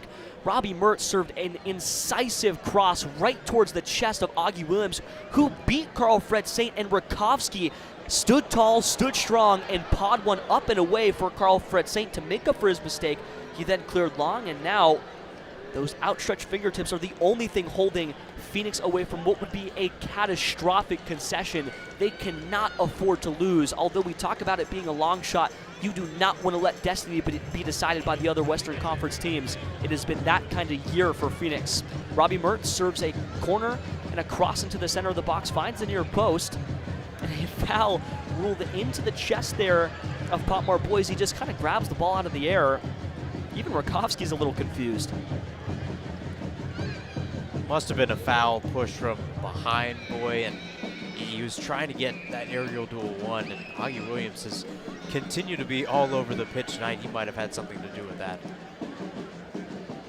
Rakowski places the ball right on the edge of the 16-yard box, ushering everybody forward, but Carl Fred St., who stays back to sort of relieve the pressure of Augie Williams, finally now tracks back. 40th minute, 0-0 between Phoenix and Pittsburgh Riverhounds, both clubs with massive stakes here in this game. Charlie Dennis nods one backwards for nobody but Edrock and crew, and the Riverhounds clear long for Carl Fred St. The Haitian puts his forehead to the ball, and a back heel from Hope Avievu goes all the way back for Eric Dick. More possession for Pittsburgh. 41st minute now. 0-0 on the river. Eric Dick now doing exactly what Rakowski just did, ushering everybody forward here. Rolls the ball forward, slowly walking one out. A knee brace on his left knee, kicks forward with his right. Augie Williams in the area. Rafa heads one forward for Morsu. Has the outlet for Acela Senge. Plays one forward now, one touch back from Acel. Morsu trying to get out free on the far touchline. Charlie Dennis booting one up and forward for Hope Avievu. Can Hope make anything happen here? Looked like Charles All did just enough. Center of the park here for Griffin. Played through for Augie Williams. Hold up play from their number 9. Back out for Robbie Mertz. A2 the near man. Might play back for Charles All. Slicing it up and over for Luke Biasi. 2 black gloves on his hands tonight. It's cold. Biasi entering the final third, entering the box. Luke Biasi is going to try to shoot on the net. It hits the woodwork. Augie Williams still is going to have a chance. Puts one forward again. Chested down by Acela Senge. And Rakowski sort of gets out of being off of his line just by a bit. That's what Pamadou Ka talks about. When you don't really control the results, you control the effort. That one just glances off the woodwork, Mahir Sinhasan. Yeah, it was such a good chance by Biasi, getting around Johnson. A good 1-2, gets past Johnson and a lot of their center back. That was Flood in the area. Decides to go near post, which is a tough finish overall because Rakowski, similar to the Williams play, is right there. But man, oh man, it could easily be 2-0 Pittsburgh. Just one of those nights so far for Pittsburgh. Still 0-0 in the 42nd minute, but a restart from Robbie Mertz has Riverhounds in the attacking third now. A2. No one to beat but Acela Senge. Plays back there for Suber. Edrock watches one go forward. Robbie Mertz back heels one for All. All now trying to find Luke Biasi. JP Skier's the one to break up the run of play. Edrock back for Biasi. Right half space, slicing one towards the center of the box off the back of Darius Johnson. A throw in attacking here for Luke Biasi and Riverhounds, deep in the attacking third, put down there by Griffin, trying to slice one towards the back post. It glances off the forehead of Potmar Boy, only as far as A2 again. Right to left now in the left half space. Back for Suber, center of the park here for Griffin. Griffin, beautiful on the half space and the half turn. Turns around for Edrock. Edrock serving one towards the back post. Headed away by Potmar Boy, still not clear. JP Skiers puts a poor forehead to it. Shot towards the far post. Close, but no cigar there from the Riverhounds. It looked like it was Sample who had a low-driven shot towards that far post. JP Skiers put a weak forehead to the ball, and this has been a Pittsburgh last 5 minutes. It's just a case of surviving. Pittsburgh can choose those shots, and Sample was the one that took it, but I counted maybe 2 or 3 chances that Pittsburgh from 25 yards out could have taken that shot. Let's say Phoenix Rising's in that situation. They probably would have taken the first chance, and even though Sample did have the better shot and it went wide, it shows you what type of shot selection Pittsburgh's having, and more importantly, the confidence they have at home. A very confident Pittsburgh team. I like that. 44th minute. As Pittsburgh confidently restarts with a long ball up and over the top. Partmar Boy shielding off the runner. It looked like Robbie Mertz was the close man to Rakowski, who catches and puts the ball right to his chest. 44th minute, 0-0. Phoenix and Pittsburgh. Augie Williams on the chase, has to play a dangerous pass there for Carl Fred Saint. It was almost picked up by Augie Williams, who watches one slice into the center of the park. Morsu from Avayevu headed along there. Here comes Griffin and crew. Augie Williams crossing into the box. Rafael Shihas trying to clear it free. Now JP Skiers heading it along. Charlie Dennis drops back in, chipping one up and forward for Darius Johnson and Morsu, but no one can find it, and Suber gets thrown to ground by Jean. Eric. Back for Vactor. Over for A2 again. As Robbie Mertz on the far side. Rolled over by Vactor. Backwards towards the center circle. Center of the park back for Edrock. Darius Johnson, the one to engage the press there. Edrock back for Griffin. And a sort of accidental pass there from Ryan Flood goes right back to Rakowski, who's now scampering outside of his line. He's going to wait for Augie Williams to go right behind him. Puts a knee to the ground and picks the ball up. 45th minute, 30 seconds left before we see what the touchline official gives us. Let's see how much stoppage time we have here in the first half. Now 0.67 expected goals. No joke intended there for Pittsburgh. It's just 0.06 for Phoenix. Avayevu, chest one in the center of the park, lost again for Pittsburgh. Augie Williams has a run. Carl Fred Saint and Ryan Flood quickly get back. Has options. Plays back for Griffin. And all. Flood wins the ball back. Avayevu on the run now on his own. Hope loses the ball back for Charles again. Biasi, one touch back, triangulating. Just 1 minute of stoppage time here. We'll play into the 46th, maybe a few seconds over, but then we'll head towards the locker room. Phoenix needs to hold on. Still 0-0. 45th done. 46th on the way. Edrock out for Mertz. Left half space in the attacking half. Mertz playing one back towards his center backs. Picked up there by Suber. No press here from Phoenix, just sitting in that deep 5-3-2.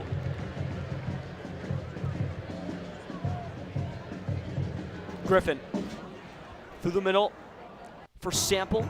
Push forward here. Here comes a shot. Almost put in there by Augie Williams. It's still dangerous. Luke Biasi serving another cross into the center of the box. Misses the head of Robbie Mertz. Still with the Riverhounds. 12 seconds remain.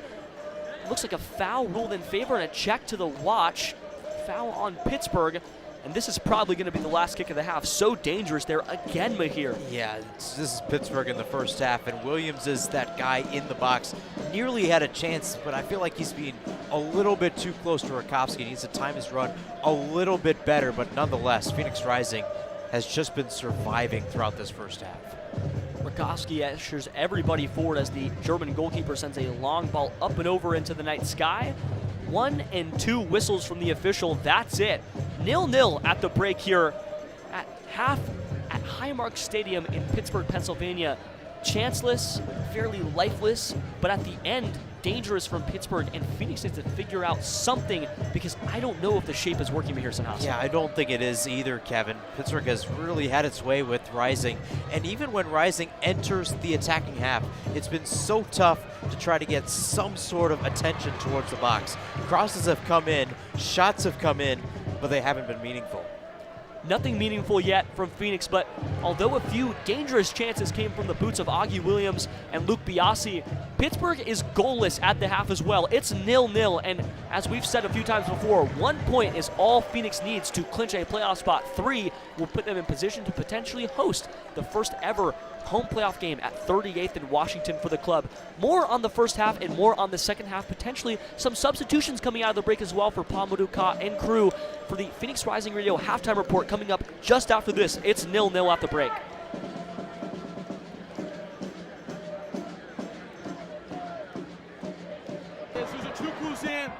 Arteaga! You're listening to Rising Radio, home of the 2023 USL champions.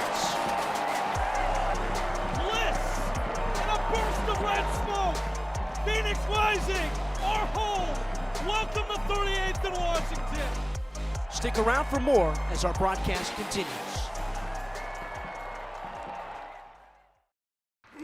Join in on the Sports Zoo on your ride home from work with Dave Rooster Bierstein. Join Rooster as he lays down what's happening around sports and makes it clear what's on his mind. Oh my. Catch the day's craziest stories and some of the latest numbers from the sports books across the valley. The Sports Zoo with Dave Rooster Bierstein. Yeah, I think that's kind of a wild option. Weekdays 5 to 6 p.m. on KDUS AM 1060 and on the KDUS 1060 app. Attention all clones. The Jim Rome Show is here for you every day here on KDUS AM 1060. Lots to get done. Welcome to the program. Listen in as Rome dives into the biggest sports headlines of the day. From final scores, player contracts and trades, team prospects, and even a spicy take or two. The Jim Rome Show, 1 to 4 p.m. every weekday here on KDUS AM 1060. That's the trick. Online at KDUS1060.com and on the KDUS 1060 app.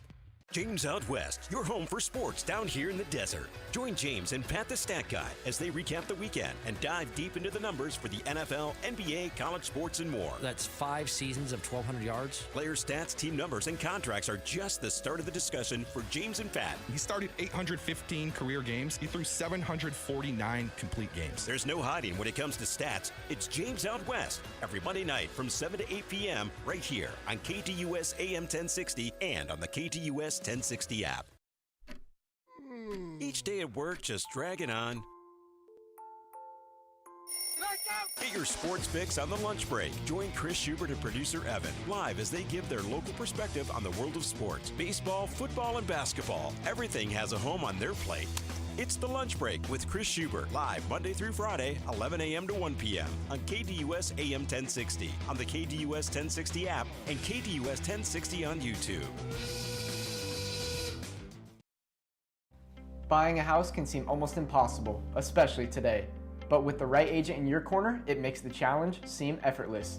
Hi, I'm Connor Cochran with Good Oak Real Estate, your go-to agent in the Valley. Whether you're buying, selling, or investing, I'm here to guide you every step of the way. Because finding the perfect home shouldn't be stressful, it should be exciting. Call 480-688-3200 today. Again, that's 480-688-3200. Let's have the conversation. Hey Phoenix Rising fans, this is Discount Tire, your hometown tire retailer and trusted partner on the road for over 65 years. We know it can be overwhelming when buying tires, but we're here to help. Our online tire buying guide, Treadwell, makes finding the right tire simple. Just plug in your vehicle, location, and driving habits, and Treadwell will give you unbiased, personalized recommendations based on your needs, not based on price. Inviting, easy, and safe. Just how tire buying should be. Shop tires with Treadwell at discounttire.com. Let's get you taken care of. Now we go back to the field to break down the first half action with the Rising Radio Halftime Report on the Phoenix Rising Radio Network.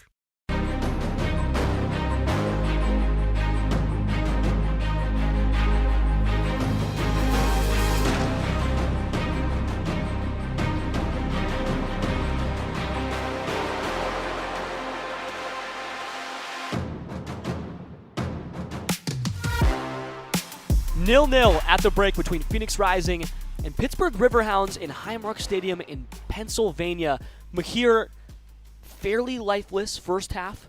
We're going to try to flip the script. Let's look forward towards the second half. It feels like we really beat the drum in that first half. We know that something needs to change, particularly substitutions. What would you look towards on the bench after that first half? You know, the first order of business for Phoenix Rising needs to come down to how they attack the middle of the field, specifically aerial duels, because Hope Avievu playing the false nine isn't it. I think the biggest person off the bench in that regard has to be Remy Cabral, but I feel like you want Remy to have a solid shift, but you want Remy to be able to go next week should Phoenix Rising qualify for the playoffs. The biggest guy I think right now who can do that, plus provide some speed down the wings, which is something that Rising really struggle with in the first half. Just speed in general in that regards is Isan Sako, a guy that has maneuvered across the pitch this year, one of the best goal scorers for Phoenix Rising this season. You get him and Hope working together down the middle, Phoenix Rising can get some sort of presence there. Well, their bench is fairly professional. Noble Akello, Isan Sacco, Tristan Henry, the backup goalkeeper tonight, Dariush Formella, Zian Emmers, Pierce Rizzo, Academy kid, and Remy Cabral. They have 2 striking options, and they are currently not playing a striker, which could be an issue because right now there's really no true chance. But maybe you could look to a guy like Zian Emmers, a box-to-box midfielder, to help navigate, because as it stands right now, if you take a peek at a FotMob or a SofaScore, Pittsburgh is sitting in a back 5, and that's been pretty problematic through the first 45. Yeah, and that's the thing about Pittsburgh. They like to go from a 3-4-3 to a 5-4-1, and Phoenix Rising has to be able to decipher between those two formations. Very similar, but very different when it comes to motives within the match. And Pittsburgh has really worked in this 5-4-1 to work together. They don't really need to push a 3 front going forward, especially knowing how Phoenix Rising plays. But I think Phoenix in general, when you take a look at the middle part of the pitch, I like the idea of Emmers because he is that box-to-box guy. And even though his attack on net has not been good this season, he is a guy that can keep possession and provide some fervor in the midfield. And what do you make of the fact that Carl Fredson and Ryan Flood are both starting off the left side? That's where they've been making the attack. You look at what Luke Biasi did to manufacture likely the best chance of the game besides that Augie William hero shot that Patrick Rutkowski saved with just the tip of his fingers. It has been a problem on that left side defensively. What would you shift there, or would you shift at all? I think I would keep Ryan Flood out there. I think JP Skiers, if you were to move from a 3-4-3 to a 4-3-3, I think Skiers needs to be more centrally. I saw him way too much on the left. And yes, as a 6, you want to help out in those areas, kind of presume that box-to-box role, but I feel like that's not his place right now. That's a Hope Avievu place, and that's more of a winger place like Darius Johnson. I don't think that's something that you want to do in the moment overall.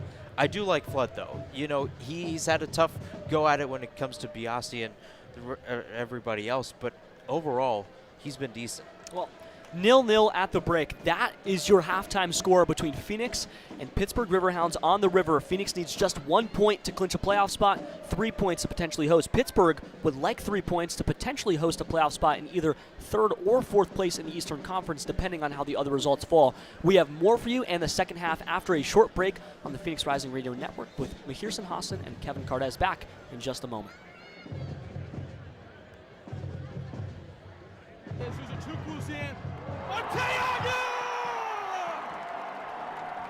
You're listening to Rising Radio, home of the 2023 USL champions. Bliss and a burst of red smoke. Phoenix Rising, our home. Welcome to 38th and Washington. Stick around for more as our broadcast continues. Join in on the Sports Zoo on your ride home from work with Dave Rooster Bierstein. Join Rooster as he lays down what's happening around sports and makes it clear what's on his mind. Oh my. Catch the day's craziest stories and some of the latest numbers from the sports books across the valley.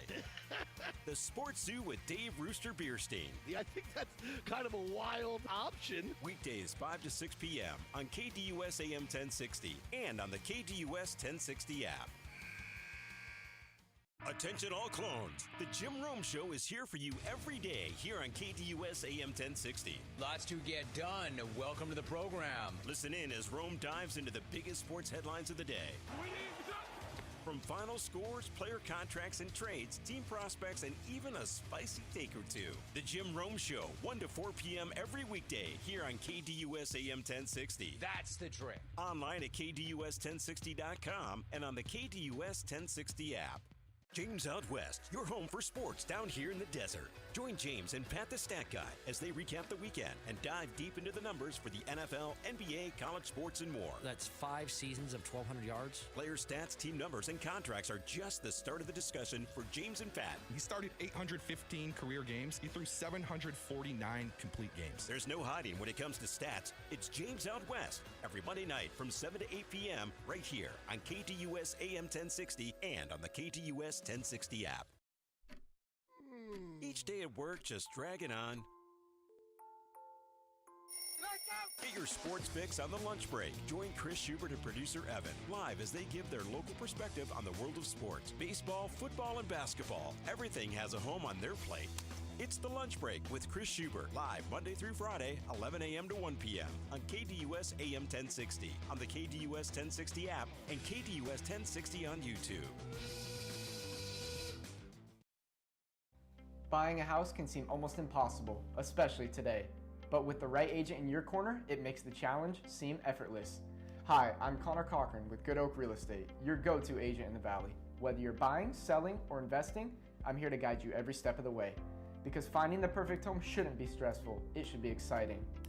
Call 480-688-3200 today. Again, that's 480-688-3200. Let's have the conversation. Hey Phoenix Rising fans, this is Discount Tire, your hometown tire retailer and trusted partner on the road for over 65 years. We know it can be overwhelming when buying tires, but we're here to help. Our online tire buying guide, Treadwell, makes finding the right tires simple. Just plug in your vehicle, location, and driving habits, and Treadwell will give you unbiased, personalized recommendations based on your needs, not based on price. Inviting, easy, and safe. Just how tire buying should be. Shop tires with Treadwell at discounttire.com. Let's get you taken care of. You're listening to the Rising Radio Halftime Report on the Phoenix Rising Radio Network.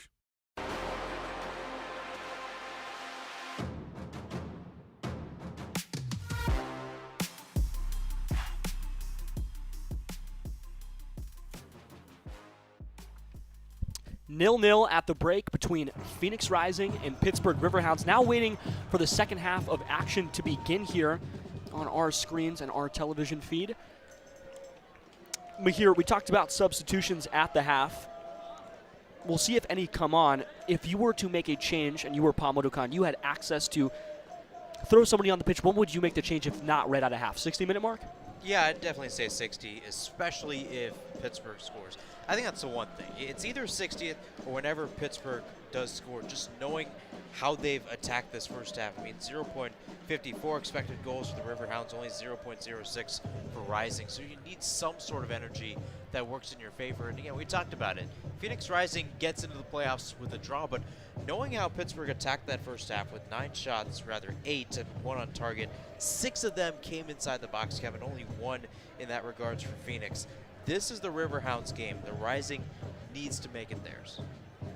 Trying to find a way to make the game theirs. Waiting for the restart here in Pittsburgh. Still a little bit of halftime left. We'll see how they adjust and react to the change. And that's something that Mahmoud has been really good at in 2025. It's coming out of the second halves, especially ones where it feels like Phoenix gets punched in the mouth, and finding ways to adapt and change. We'll see if they make a shift in shape. The last time it felt like they made a true, markable shape change was actually week 2, El Paso. I think that you did that game here, and it was the moon ball shot when they swapped to a back 3. Well, they started in a back 3 today, so maybe the move is to go towards a back 4. Hard to tell. Yeah, I mean, that was an interesting game, too, because Rising was down 4-1 in the 60th minute, scored 3 consecutive, and it works in your favor. Mo Traore with the equalizer from roughly 50 yards out. You know, that was one. Sacramento, where we were on site in Northern California. That's another one because they started off in a back 4, went to a back 3, and then despite them being down 2-0 at halftime, they equalized the game.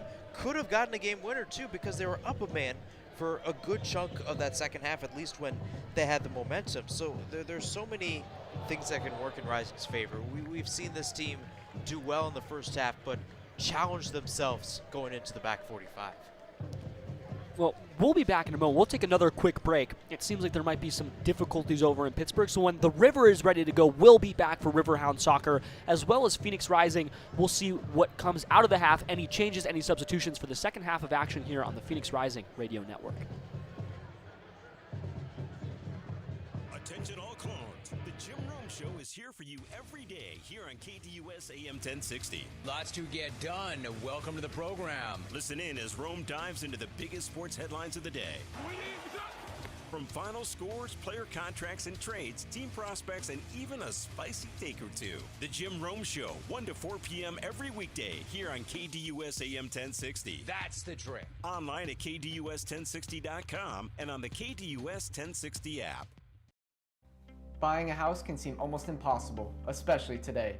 But with the right agent in your corner, it makes the challenge seem effortless. Hi, I'm Connor Cochran with Good Oak Real Estate, your go-to agent in the Valley. Whether you're buying,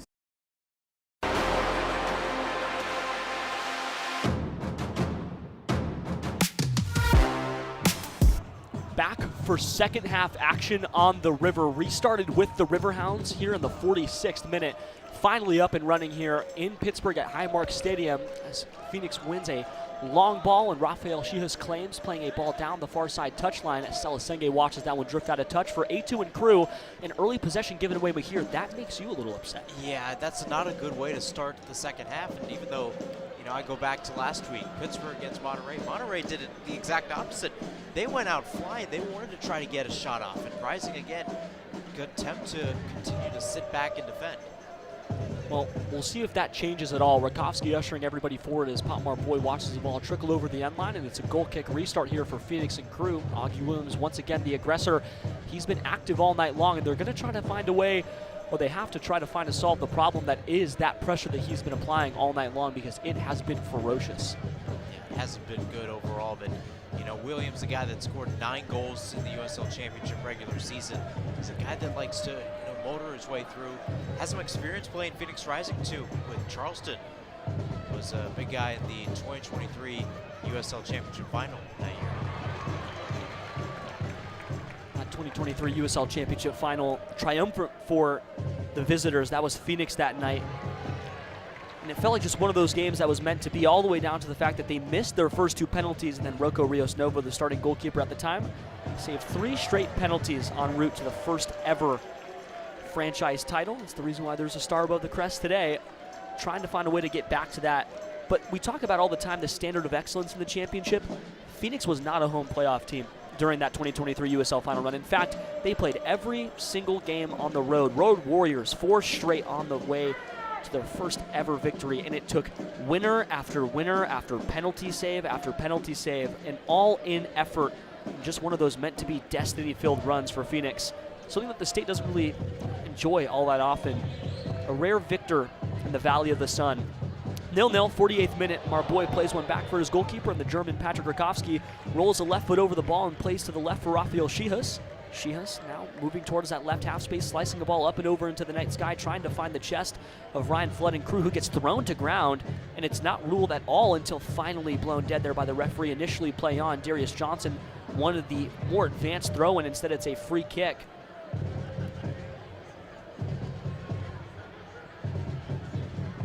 Matthew Corrigan, center referee tonight, with a hand to JP Skier, saying that's enough. Thrown backwards for Ryan Flood, and now back for Carl Fred Saint. The Haitian plays back for his German goalkeeper, Rakowski. All-green goalkeeper tonight. Phoenix in their red shirts and white shorts, moving from left to right on the radio dial. Pittsburgh in their horizontal yellow and black stripes, moving from right to left. 8-3-3 at home this year in 2025. Very productive when they play in front of this Highmark crowd, and it is rocking tonight in Pennsylvania. Chip forward for Darius Johnson. Push forward now for Estella Senge. Senge playing towards the top of the box for Morsu. Morsu slicing one over for Estella Senge, who tests the goalkeeper immediately. Eric Dick just watches that one scurry free of the near post. It was another bomb shot from Carl Fred Saint. I don't know about those long shots, Mahir. I really don't. I don't either, and it felt like the way Rising was moving in the attacking third, they didn't need to take that shot. You could have played it out towards Flood. You could have put it in the middle and get Morsu chipping it over the top. It felt like Phoenix Rising had some sort of possession there. They didn't need that shot, and now they give it away. Given away, but one in the air there by Darius Johnson. Charlie Dennis and Darius Johnson, lots of synergy between them. Here comes Darius Johnson, moved over here for a Senge, backheel for Charlie Dennis. The British boy from Brighton has to get turned around, plays back for his captain, Potmar Boy, and the Senegalese center back plays in towards the middle for Rafael Shihas. Back out for Saint now, the left-sided center back. In that back 3-4 possession for Phoenix. Marboy down for Avievu, who drops back, plays one forward for Charlie Dennis, who's trying to shield off his own defender, chipped along there by Hope Avievu, and no one makes the run. It trickles over the end line, and it's another goal kick here for Eric Dick in Pittsburgh. 50th minute, 0-0. And nobody is connected on attack for Phoenix. We talked about that 5-4-1 for Pittsburgh earlier, Kevin. You're seeing that in Rising's attack. Both lines are very close to each other, maybe 5 to 10 yards. And because of that, you don't have that good enough interplay from Phoenix Rising because Dennis and Avievu are so close to each other. You need more bodies in the middle, and because of that, you're not getting that free-flowing play that we've seen from Rising. And it's a shape issue that we've talked about before, especially during media. JP Scarce and Morsu in their own right aren't really carriers of the ball, and they want Eric to be more of a carrier. They think that they can develop him so young and so talented coming over from Europe. They've loaned him out for multiple years. They think that he could become something here before he has to go back to his club, or maybe he'll stay long term. But neither are professional carriers yet. JP Scarce is more of a stopper, and when you have two stoppers and no true carrier, you sort of lose that midfield interplay, and that's when you start to look towards the bench and look at a guy like Zion Emmers who can maybe fix those gaps. And I feel like Emmers just provides a lot more fluidity in the middle. He's a guy that, we talked about the box-to-box thing, and yes, that can also be positioning, but he's a guy that can move laterally too. It feels like Phoenix Rising in this match has just picked the lane. They've tried to attack it, and if they don't, they give it back to Pittsburgh and they try again. When you have someone like Emmers, you can move a little bit from right to left, provide some switches of play, and more importantly, provide them accurately. That's another thing that Rising has struggled with, especially in the first half. A2 drops back for Pittsburgh, and they get it off the restart. Riverhounds dancing in the center of the park there. It's Mertz, Robbie Mertz, the Pennsylvania native, moves one over for his midfield counterpart, now playing backwards, and Rafael Shihas and Ryan Flood do enough to push off the winning pressure. Here comes Griffin. Forward now in the attacking third for Pittsburgh, and a throw-in now. Right adjacent to the edge of the 16-yard box here for Phoenix. Morsu shouting orders out for Rafael Shihas. Darius Johnson on the press, pushing the ball back there. All the way for Idrak. Beto plays back for Eric Dick. Eric, long ball up and into the sky. Over for Rakowski, waving everybody off, and Augie Williams is incensed. There was no run into the box there from Charles All, and that made Augie extremely frustrated. Thought that he had a chipped ball forward. Instead, Rakowski has all the time in the world to essentially walk over and grab the ball on his own. And important news for the Riverhounds, Hartford just got scored on by Lou City. That's big for their playoff chase when it comes to hosting a home playoff game. They don't want Hartford to win. They can afford a draw if they get 3 points here. They cannot afford an athletic 3-point victory. Avievu loses the ball in the center of the park. Now for A2, Charlie Dennis on the press, moving it back now for Idrak. Slicing one back over there, Suber. Center of the park open, Darius Johnson and Hope Avievu now on the press on their own. Suber, center of the park, back for Idrak. A2. Selasenge turns him around. And now the press extremely ferocious here from Phoenix. It looks like there's a little bit more intensity here on defense. Yeah, that's one thing you want to see out of Phoenix Rising. Ryan Flood almost getting the ball. It's going to be a throw-in for Rising, but that's important for Phoenix because that's the type of urgency we didn't see in that first half. And even though JP Skier sees a tried and true 6 and he's pressing like a 9, even though it's a bit uncanny when you see it in front of your own eyes, but it's necessary. Rafael Shihas is thrown to ground there by Augie Williams. Necessary pressure and that intensity is oh so needed right now. 54th minute, 0-0 Phoenix and Pittsburgh here in Highmark Stadium. Myself, Kevin Cardez, and Mahir Sinhasan on the Phoenix Rising Radio Network and the X and Facebook pages for the club. Shihas off the restart, plays one back for Rakowski. Potmore Boy dropping back to maybe receive instead. Play back out for the Haitian. Carl through the middle for Morsu. Trying to carry the ball forward there. Misses JP Scarce. No connection between the two. And a throw in the defensive half for Pittsburgh. Thrown up and forward there from All. Backwards for Suber. A2. Center of the park there. Over for Idrak. Center of the park for Griffin. Push forward now for All. Played backwards for his center backs. A much stauncher Phoenix defense now. Bodies in front of every ball that goes their way. Not as apt to let Pittsburgh enter the final third, which is something that they were doing all too often in the first half. 55th minute, still 0-0. Phoenix waiting for their first true chance. Haven't really had one yet. Good interplay from Pittsburgh here, trying to cross over the half line. Instead, turned around again. Carl Fred Saint doing just enough to stop all of the forward momentum, and it's played over for nearly Eric Dick instead. It's Vactor. High into the night sky. Ryan Flood watching that one nearly soar out of touch, still fighting with his own defender to try to keep it in, booting one up and forward. Nobody there for Phoenix. Darius Johnson had to stay on side, and Eric Dick will claim that one in the air. Rolling back out now for Vactor. Slicing one from right to left, up and high into the sky, all bodied off the ball by Asela Senge. And here comes a throw in for Phoenix. Asel trying to find a way to throw it forward. Charles All, the only one in defense that's close. Charlie Dennis, the nearest man to receive, as well as Jean-Eric Morceau. Situated on the edge of the defensive third here for Phoenix. Ball in the right arm of Asela Senge. Long throw forward. Trying to find Charlie Dennis, only finds the forehead of Vactor. Pushed along there by Augie Williams, almost out of touch there by A2, but he keeps it alive. Asela Senge and Rafa trying to find a way to get it to Morceau and Rakowski. Augie Williams kind of got clipped there. Williams is right in the middle of that challenge, and didn't seem like Sheeha's come directly. The ball might have gone off of his face. That was a wonky pass by Sheeha's. He didn't intend that to go to Rakowski, and he had a teammate on the other side, the left side of the pitch, could have gone there and just didn't. It's one of the multiple defensive miscues we've seen from Phoenix today.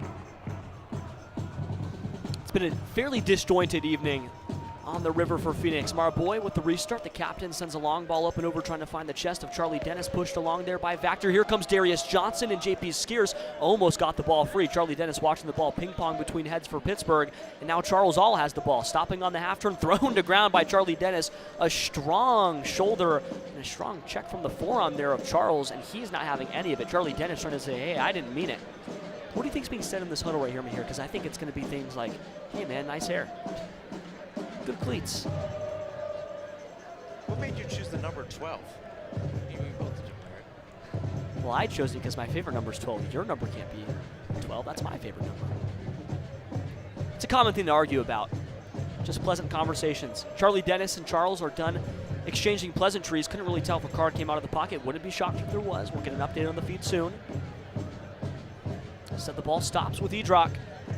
Pushed forward up and along, trying to find Augie Williams. Pop Marboy does enough to head it out of touch, but it stays with Charles All. Quickly cleated away there by Asela Senge, center of the park there for Hope Avayevu, dropping back in possession now on his own, chipping one out and over for Ryan Flood, coming forward. Flood pushing one forward for Darius Johnson. Grenada National dancing with his own defender, trying to beat one, loses that out of touch. Thrown in the attacking third now for Phoenix. That's a defensive third for Pittsburgh. Thrown backwards, staying with Ryan Flood. Almost kept in ground. Darius Johnson pushing one back for Ryan Flood. Kept with Riverhounds again, trying to jar it free as Morceau. Still triangulating on the far side. Pop Marboy with a crafty header back for Rafael Shihus, playing one out for the Haitian center back tonight on the left side. Carl Fred Saint, center of the park here for Jean. Marboy. One up and over. Charlie Dennis once again thrown to ground. Almost takes some contact to the head. It's not seen by Corrigan. Center referee says play on. Morceau gets it back for Phoenix either way. Slicing one up and over. Offsides flag goes up. Doesn't look like it mattered much. Eric Dick is the one to stop it before it trickles over the end line. It's another goal kick essentially here in the 59th minute. 0-0 between Phoenix and Pittsburgh. There's just so many moments now for Rising when they're trying to get into the attacking third, and I do appreciate the more switches of play, but you know, whether it's Avievu or Skiers, it feels like they're realizing it a second or two later than when they should actually play the ball, and that's what's causing Rising to not really have that free-flowing counterattack right now. And the counterattack is how they've produced those goals over the last few weeks. 2 straight wins, first time they've done that since early June for Phoenix. They couldn't really string together back-to-back results in terms of wins. Ryan Flood breaking free here. The flag stays down. Flood with a chance to boot one forward for Charlie Dennis. It's stopped on a dime. JP Skiers, top of the box, trying to play one out and forward there for Ryan Flood. Headed away by his closest defender. All high into the night sky for St. Augie Williams. Augie Williams wins the header. Charles All thrown to ground there by JP Skiers, who's almost kept down by the cleats. Carl Fred Saint with a hardy tackle, moving from right to left now. Pittsburgh in attack. Here comes Charles, slicing one out forward. There's another run. The flag stays down. Pittsburgh's going to have a chance here, but Rakowski just lays on the ball. It was crafty from Pittsburgh on the counterattack. And Pittsburgh native Robbie Mertz had the run. Rakowski didn't have to do much, and he laid on the ball there.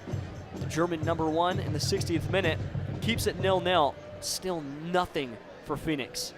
Yeah, nothing going, and even though they're keeping more possession in the second half, it doesn't seem like it's coming to fruition. Not even a shot that's really been troubling either.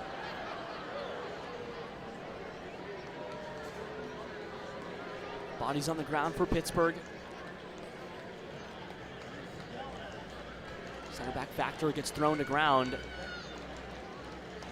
60th minute. An hour has ticked by. Still 1 point in the hands of the visitors, 1 point in the hands of the home team. And the unfortunate part is that neither side would be satisfied with that. 1 point's enough to clinch for Phoenix, not enough to push forward in the table. 1 point not enough to push into home playoff position if you're Pittsburgh. Kind of, depending on how the results fall. That Lou City goal, massive against Hartford Athletic for their ambitions to push forward. Lou City far and away on top of the Eastern Conference. Nothing to worry about there if they win, besides running into them. Robbie Mertz breaking onto the edge of the box there, 16-yard box, keeping him out. JP Skier strong in defense, almost 7 bodies back if you count them, all for Phoenix. Strong low block. Factor out for A2. A2's going to cross one into the box. Looks like Potmar Boy puts a knee to it. Skied shot there from Griffin. More watching and waiting from Rakowski. It was Sample who fired one over the top of the crossbar. 61st minute. Now Pittsburgh sort of doing the Phoenix. Long hero shots. And I mean, Pittsburgh, we talked about it earlier, the Louisville-Hartford result still holds up. I mean, all they need is a draw. And again, Louisville City, Players Shield winners once again. So that's a quality team in Northern Kentucky. But at the same time, if you're rising, I feel like if you don't get anything sooner, if you're starting a window, I think Isan Nino Sako needs to check in. Or Remy Cabral, you have 2 fantastic goal scorers on the bench. And right now, no goals to be scored. Easy equation for some. Not so easy for us, though. Thankfully, we're not managers. Ball up and forward for Darius Johnson. Looks like the flag went up there. Somebody was offside. It's hard to tell if it was Darius Johnson because there was a man on his back. The flag goes up. Restart for Riverhounds. 62nd minute, 0-0 here at Highmark Stadium. Played back for Vactor. Through the middle of Suber. Back for Vactor again. Center back to center back here for A2. A2 takes a touch and moves it back for Edrock again. Suber in the middle. Sample watches that one fly. Edrock on the right side. Chased down by Darius Johnson. Good forward progression here from Pittsburgh. Played back again through the middle. Robbie Mertz has to turn around. Everybody everywhere, and suddenly Hope Aviebu's back as a talisman 10. Hard to tell where he's supposed to be. A2. Charlie Dennis, the near man, turns him around. Morsu cuts off the passing lane from Sample. Ball gets back to him either way. Morsu chases the ball off. Good possession here, strung along by the Riverhounds. JP Skier's there to break up the triangle for Phoenix. Ball trickling around for Edrock. Middle for Sample. Edrock splits a line, pushing one forward. Augie Williams almost won the ball back. It's a poor ball played through from Rafa. One back immediately by the Riverhounds.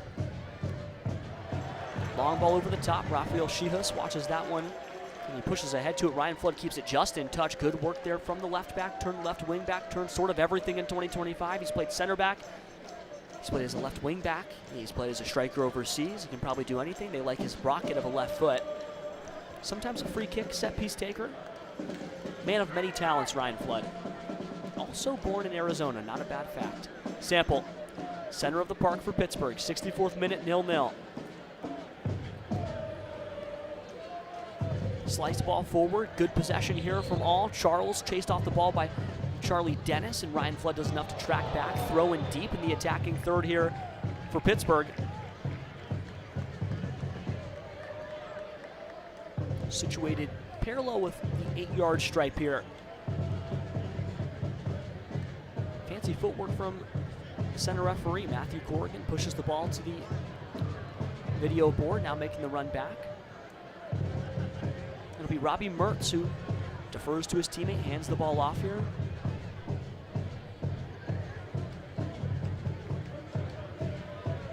Throw in for the Riverhounds. 2 hands on the ball, thrown up and over. Backwards for their center backs. Over for Edrock. Edrock plays through the middle here for Suber. A2 making himself open and available, but Robbie Mertz gets the ball and chips it along the far side touchline. Darius Johnson gets a boot to it. Ruled as a throw-in now for Phoenix. Defensive half throw-in. 65th minute. You have to start going soon. Time not on the side of Phoenix in terms of a win. You know, I go back to what we said in the first half, Kevin, where Rising played very lethargic, and although they have a much higher positioning, it still feels like that.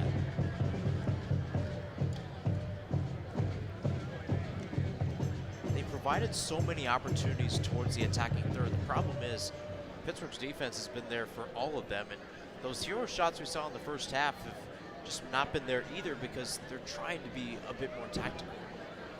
Trying to find something in terms of finding the back of the nylon here. 66 minute, 0-0. Good news out of Tulsa for fans of Phoenix Rising.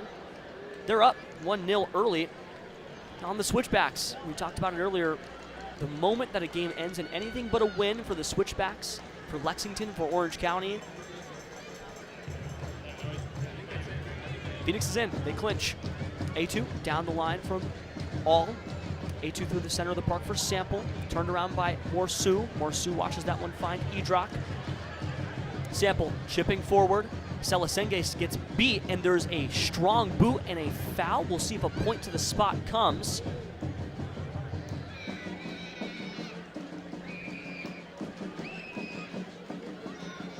Hard to tell what the ruling was there. Yeah, it seemed like it was a foul against Etu, even though he was leaning in. Even if it were called in his case, I think he was just outside the box before he entered it. Rakowski with the restart. Free kick here right on the edge of his box. He'll roll this one out. The German goalkeeper rears up and serves a long ball over the top, trying to keep it in touch as Charlie Dennis headed high into the night sky for Hope Avayevu. Charlie Dennis still keeping it in touch, but not enough. Near side referee rules in favor to throw in the defensive third for Pittsburgh. Charlie Dennis tracking back now. 67th minute, 0-0. Riverhounds and Rising. A destiny-defining 3 points on the line for both teams. Right now, 1 point's enough for Pittsburgh. 1 point not enough for Phoenix if they want to push further. But right now, it's enough to know that you'll be in the playoffs.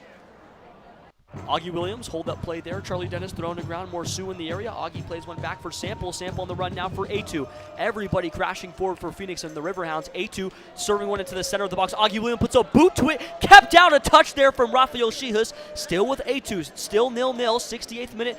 But only for a moment. Selasenge tracking around here with A2, trying to get the ball free. A2 thrown to ground there by Assel. We'll see if there's any foul called, but the ball trickles outside of the near side touchline.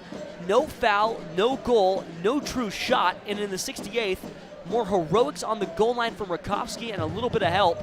Turns into settled possession for the Riverhounds. They play back towards the center of the park. There's Suber and Edrock. Back for Suber. Sample, center of the park, trying to find the ball forward.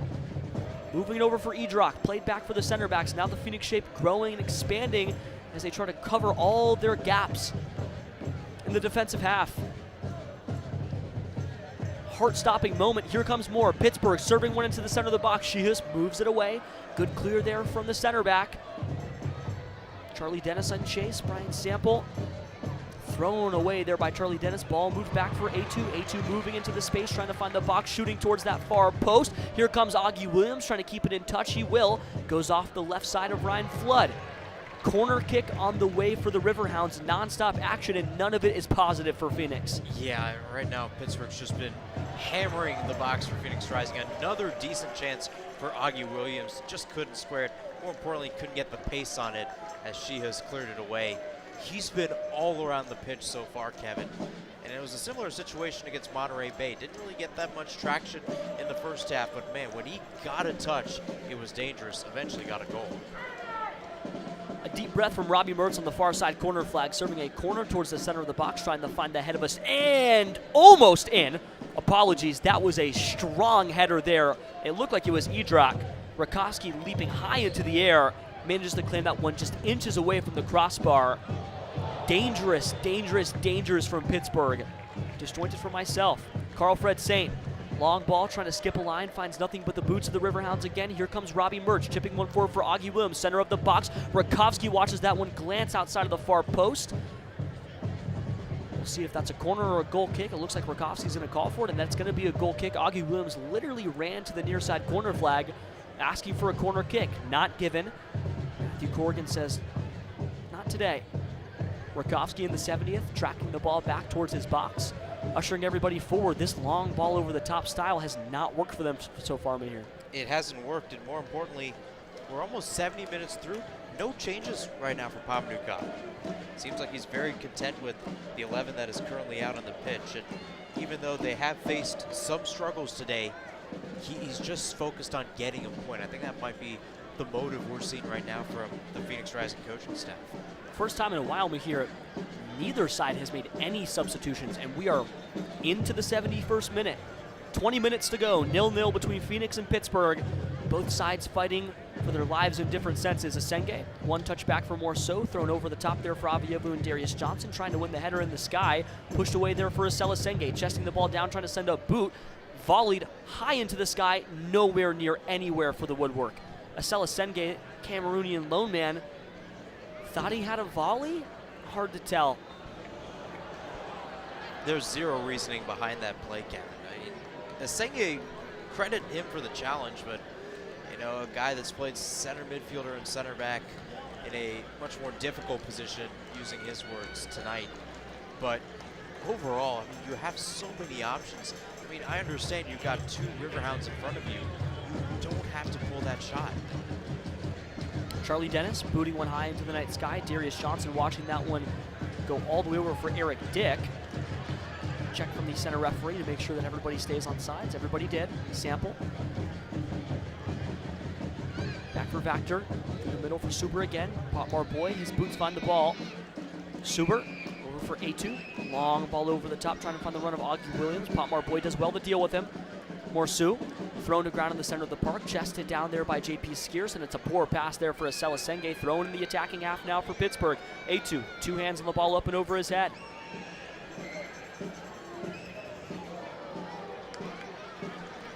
A2, long throw over the top. Augie Williams gets nearly cleated there by Asela Senge and Potmar Boy, but Morceau, the victor of the challenge, and then he loses the ball to Sample. Now trying to win back is JP Skiers. They all lose out to a sea of Riverhounds, pushed over from left to right. Now finding the boots, what looks to be Griffin. Through the middle, snuffed out there by JP Skiers. Carl Fred St. chipping one forward for Avievu. Avievu one touch in the middle for JP Skiers. Moving one out far left for Darius Johnson, trying to keep it in touch and dance with his defender. He does, snaking around one, but it's ruled out of touch moments after he darts through. Darius Johnson just laughs that one off, and in the 73rd, we finally have a substitution. Charles All, the man to come off here. Jackson Wadey, the man to come on. Number 42 for number 12. Pittsburgh makes the first change of the competition as Charles All walks back. A triumphant 73 minutes for Charles tonight. Not a bad performance there.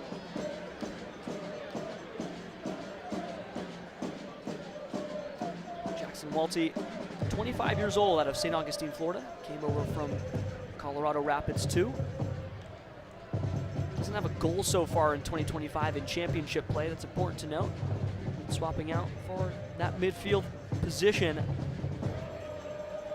Rakowski puts a boot to the ball right in front of his net. Long ball up and over the top here for Hope Avievu, heading one along for JP Skiers, trying to find the run of Darius Johnson. Just disconnected, Mahir. Disconnected, and more importantly, Pittsburgh, that back line is being so disciplined back there, because it's now 3 to 4 opportunities for Rising to get in behind, but they've been called offside. So even though they've gone over the top, it just hasn't worked. And even though, yes, they are winning that battles, you wonder how much they can do with that. Morceau trying to evade with Asela Senge. A poor boot to the ball from Hope Avievu. It's rolled as a throw-in for the Riverhounds again. A2 in his own half. Avievu frustrated. It's been a frustrating few games for Hope Avievu.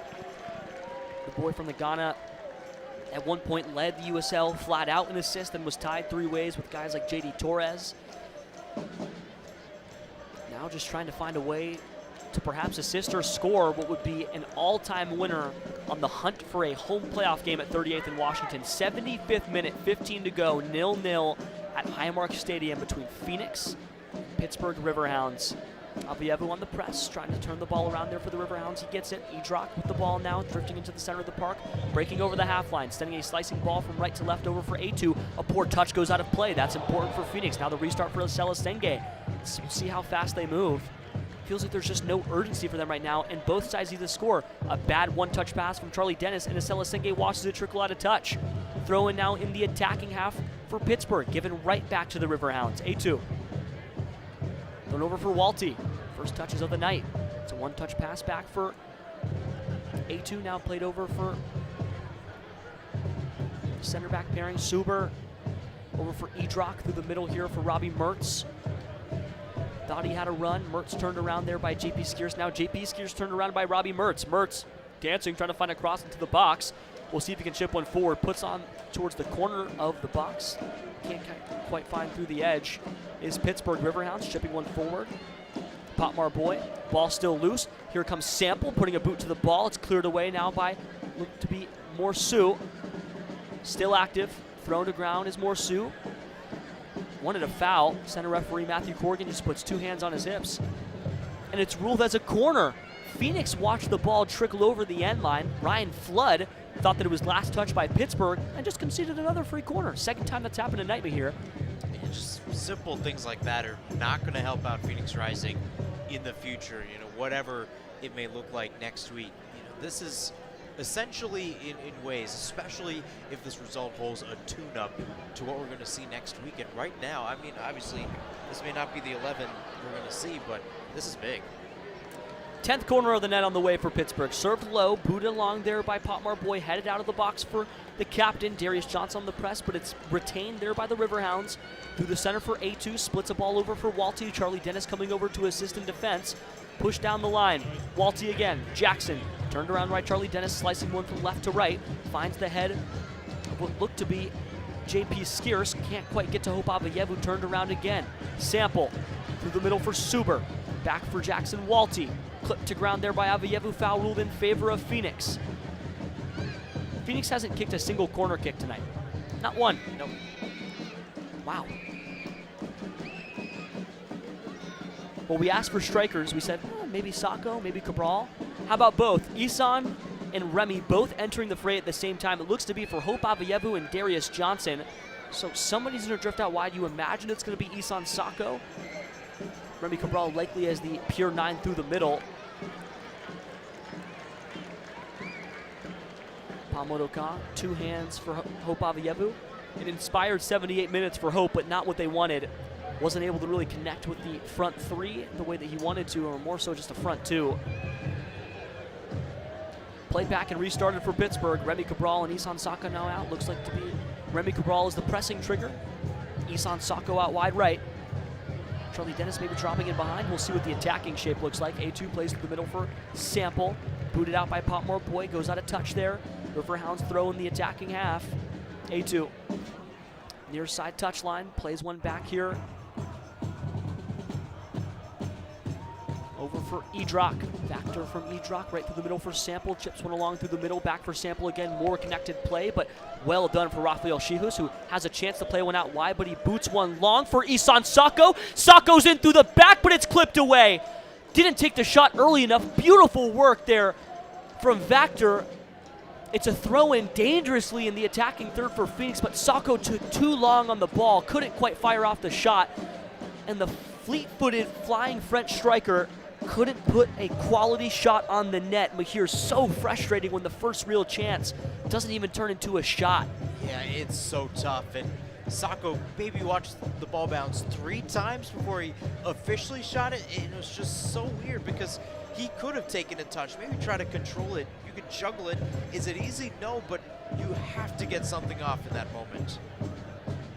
More changes on the way for the Riverhounds. Augie Williams taken off here. We'll see who replaces him early.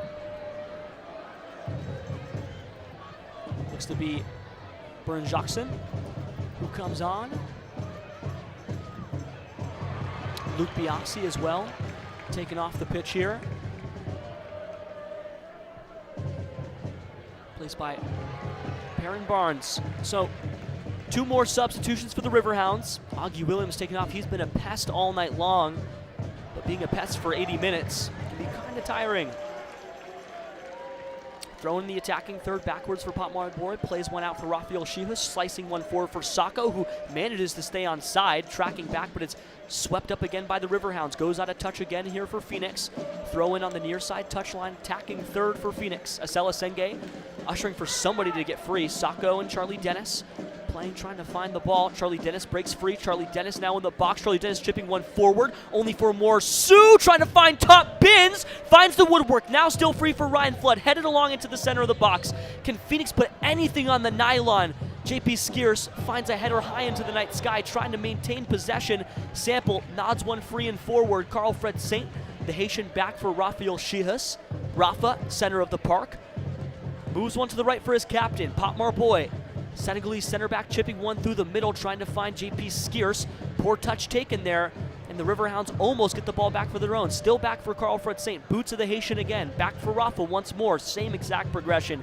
Morsu making himself available. Chipped along here for Ryan Flood. Chested down nearly in the attacking third. Flood has to play backwards. Once again stuck on the half line. Great pass from Carl Fred Saint. Backheeled there from Remy Cabral for nobody. Isan Sacco clapping for that, but Sacco was supposed to make the run. 81st minute, still 0-0. Those are so many different chances for Phoenix. Of course, that Morsu shot was deflected. We talked about those hero shots before, Kevin. It felt like that was a hero shot, but more importantly, that's just technically sound. It just wasn't there, and that's the story of Phoenix today, where, yes, they've motored forward, but there hasn't been any clear-cut chance. Burton Jacquesin from Fontainebleau, France, came over from Real Salt Lake a little bit ago. Has just one goal in his USL Championship campaign in 2025 for the Riverhounds, but he'll replace the fleet feet of Augustine Williams. Augie, a pest all night long. We'll see what Burton can do. Perrin Barnes as well from Aurora, Illinois. Just a goal as well in 2025. Ball trickles over the end line here for the Riverhounds and crew. It's ruled as a goal kick for Patrick Rakowski in the Rising. 82nd minute, still 0-0. Pa Maduka trying to empower his side to find what would be a season-defining winner if they can hold and get a goal. 0-0 here at Highmark Stadium.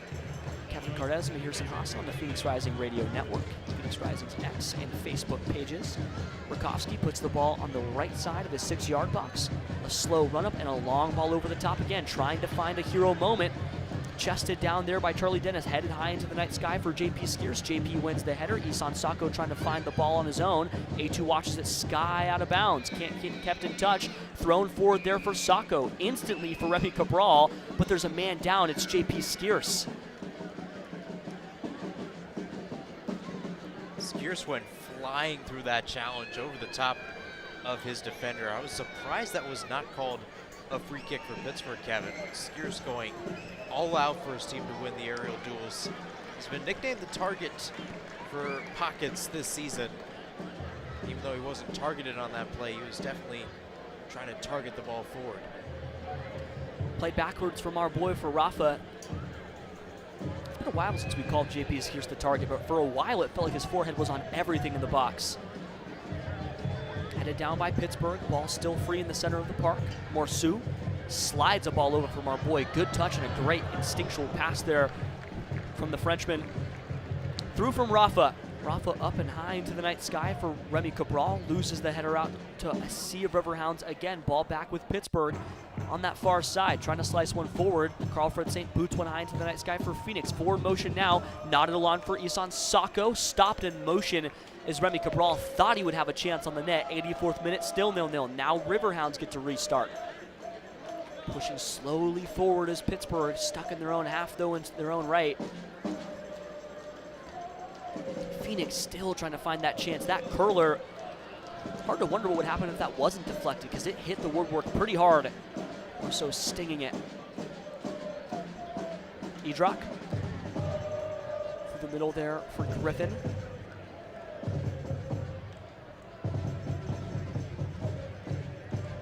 Dancing forward is Vactor. On the side for A2. Push back again. They enter the final third for a moment. Now it's pushed back for Walty. Through the middle for Suber. Suber has to move it back for Jackson again. Sacco coming over in defense. Down the line there for Vactor. Vactor watches the foul gets rule as play on. Vactor serving one into the center of the box, but it's pushed away by the chest of Pop Marboy. Corner kick on the way for Riverhounds. Just so you know, right now, San Antonio and El Paso underway, currently 1-1 between the two sides. 2 goals scored in the course of 2 minutes. That's a big one. All the chatter about a home playoff game doesn't matter if El Paso can't drop the points to San Antonio. And San Antonio is a side lit on fire. They're also at risk here in this playoff race. They would love a win. Out for Vactor, restart for Pittsburgh. To the middle for Sample. Sample gets turned around by JP Skiers. Fleet feet there for Suber. Suber now pushed away by Sacco. Suber moving one out wide right. Poor touch taken there. Celasenga is going to try to make up for it. Ryan Flood in defense. Flood trying to track back. Great work there from Ryan Flood. Thrown to ground and a foul ruled in the defensive third for Phoenix. They're going to quickly restart. 86th minute, just 5 to go, plus stoppage on the way for Phoenix Rising. This has been a strong performance defensively by Ryan Flood, and he was asked about it in media earlier this week about trying to navigate through this left back room and all of the changes in terms of the back line, and he's continued to say that he just keeps going overall. One of the more passionate guys when it comes to this team and playing on it. Gets to play for his hometown club. Nodded along there by JP Skiers. One back by the Riverhounds, ball in behind nearly there, but Carl-Fred St. does enough to clear it free on the far side touchline. Still with the Riverhounds, Morsu in defense, heads it down, strong forehead there. Here comes more forward bodies for Pittsburgh, but it's pushed off the goal line there by Carl-Fred St. Another corner kick on the way for Riverhounds, make it 11. Phoenix still waiting for theirs. So loud in Highmark, the cameras are shaking. 87th minute, time ticking away for both sides to find a decisive goal. Robbie Mertz to take the far side corner. Mertz getting ready to serve one towards the center of the box. Corner on the way, headed back by Celasenga, volleyed by Walty. Can't quite get there. Kept alive by Suber, still with Mertz. Mertz into the center of the box there for Sample. Chested down by Rakowski. He's been so solid tonight, Mahir. Yeah, he has. He's been able to read Pittsburgh's defense well. He's come up big on saves, specifically against Augie Williams. This one deflected off of Sample. He's able to read it well, too. And that's what a goalkeeper has to do. Keep your back line in check. Make sure everybody's on the same page. There was a strong forehead there, and it looks like Charlie Dennis took some contact to the face as he rolls on the ground, grabbing it towards his eyes. It's that right temple. 88th minute, time slowly draining away from this one in a 0-0 slog of a contest. A2, the one to commit the foul there against Charlie Dennis. Slightly dangerous attacking space. Ball moved back there by Corrigan, saying, hey, you don't get a few extra inches. Near man is Morsu. Palmodokar having a quick chat with his loaned midfielder. And an empowering conversation turns into a high five and a run back over. Charlie Dennis with the short run up is waved off there by Corrigan, trying to settle the line down. Suber, Ryan Flood a little coming together. Remy Cabral saying we need to get going. 88th minute, 0-0 between Phoenix and Pittsburgh. Charlie Dennis, the near man, about 40 yards away from the mouth of the net. That's not vertical. Right half space. Left boot to the ball, serving one towards a sea of red bodies, but it's claimed high in the air by Eric Dick. Great work there from the goalkeeper, but he can't go quick as the bodies quickly get back in defense for Phoenix, and he's completely stopped in his tracks. Good work there from Phoenix to negate a counter. Vactor, long darting ball over the top there for Mertz, and the ball just glances off of his shins. Morsu with a quick restart, throwing in the defensive third for Phoenix. 89th minute, still 0-0. We'll see how much time goes up on the board. Hard to tell if it's going to be a lot or a little. There's been a lot of small stoppages, but you never know what gets added to the watch. Phoenix is going to hope for a few extra minutes to try to find a goal. Shias. Ball high into the sky. Kept there by the Riverhounds. Back for the head of Rafa. Kept alive by Sample. Now A2, Pittsburgh back with the ball. Charlie Dennis back in defense. Jackson serving it over there for more of his teammates. Back with the Riverhounds. Volleyed, shot up and over the crossbar. And Morsu crashes to ground. It was Griffin, captain, who launched the shot, but it looks like Morsu got clipped in the quad there by a cleat. We'll see what exactly happened. Morsu just gets thrown to ground, essentially clatters after the ball hits his, it looks like his cleat. Still 0-0, and Morsu still on the ground. You really hope he's okay. You know, he's been a guy that's been all over the pitch as well. He's been asked to step up since joining the team just a month or two ago. He's one of those guys that Phoenix Rising wants to bring in and solidify in that number 6 spot. Of course, Carl Saint started the season doing that. JP Skeers got a lot of minutes. And now it's Morsu, who's expected to stay with the squad going into next year. It's part of this plan that we talked about with Brandon McCarthy building onto next year with Hamadou Ka and staff. It's that 2-year project. 3 minutes on the board as the 90th minute elapses. But with Morsu still on the ground, you imagine we'll probably play far into the 94th. Still not a lot of time. Does either team have a heroic last gasp in them? Pittsburgh could soar high into the night sky and secure a home playoff side. Phoenix could put themselves in position to claim that on their own. Hamadou Ka now yelling at the center referee, asking for us to get going. Everybody ushered forward for Phoenix. Hamadou Ka directing his team, trying to get everyone in their own positions to succeed here as Morsu makes the long walk to the touchline with Greg Spence, the physio for Phoenix Rising in 2025. Walkie attached to that chest. He's had a fairly busy year tending to the team. 91st minute, 3 to go. Rakowski, hands at his hips. Long ball from the German goalkeeper. Here it comes up and over the attacking half. Bodies forward. Charlie Dennis loses the header into the sky. Pop Marboy trying to track back. It's nearly kept alive by Jacqueson, but Pop Marboy wins the throw in the defensive third. Passes it back for Asela Senge. We'll see which way he goes. 92nd minute, just 2 to go. Maybe an extra due to the long stoppage for Morsu. Long throw up and over. Headed out of play there by Walty. And now Phoenix gets a throw in the attacking half. Charlie Dennis. Passes one back for Asela Senge again. Hard to imagine we won't see tiptoes on the touchline and a long throw from Asel as he makes a long walk back. Senge, ball in his right palm.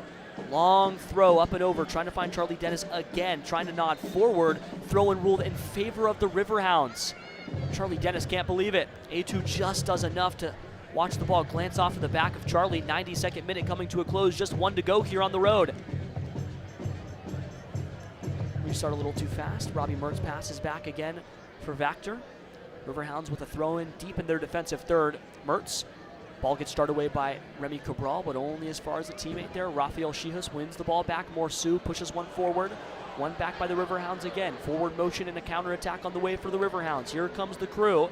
Pittsburgh on the way. Long slicing ball into the right half space. Turned around there by Ryan Flood. Another chance here. Sample playing one into the channel. Another cross on the way. Far out of play. 30 seconds to go. Rakowski walks to the back. It's a goal kick for Phoenix Rising. You have to imagine that that ball from Jacques might be the last action for Pittsburgh. Phoenix gets one more opportunity to find a long ball.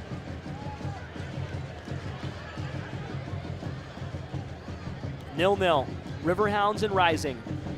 Phoenix trying to find a way to host a home playoff game. They'll need a goal in the next 30 seconds if they'll get it. Time ticking away. We'll play into the 94th. Rakowski with 2 hands at his hips. The German playing another long ball. Here it comes. All-green goalkeeper kit serves a long ball up and over. Remy Cabral misses the header, and it's tracked away there. Throw in here for the Riverhounds. A2 lets it trickle. Back for Vactor. Remy Cabral trying to press the ball down. Can he get the ball free? Giving a little trouble for Eric Dick. Remy Cabral can't quite get there. Long ball from the goalkeeper in Pittsburgh.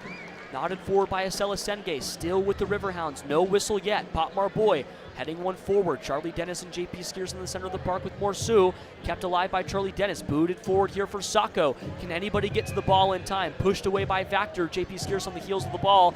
Here comes Sample and crew. Sample moving out wide here. Riverhounds on the move again. Maybe they have another action left. 94th minute turning into the 95th.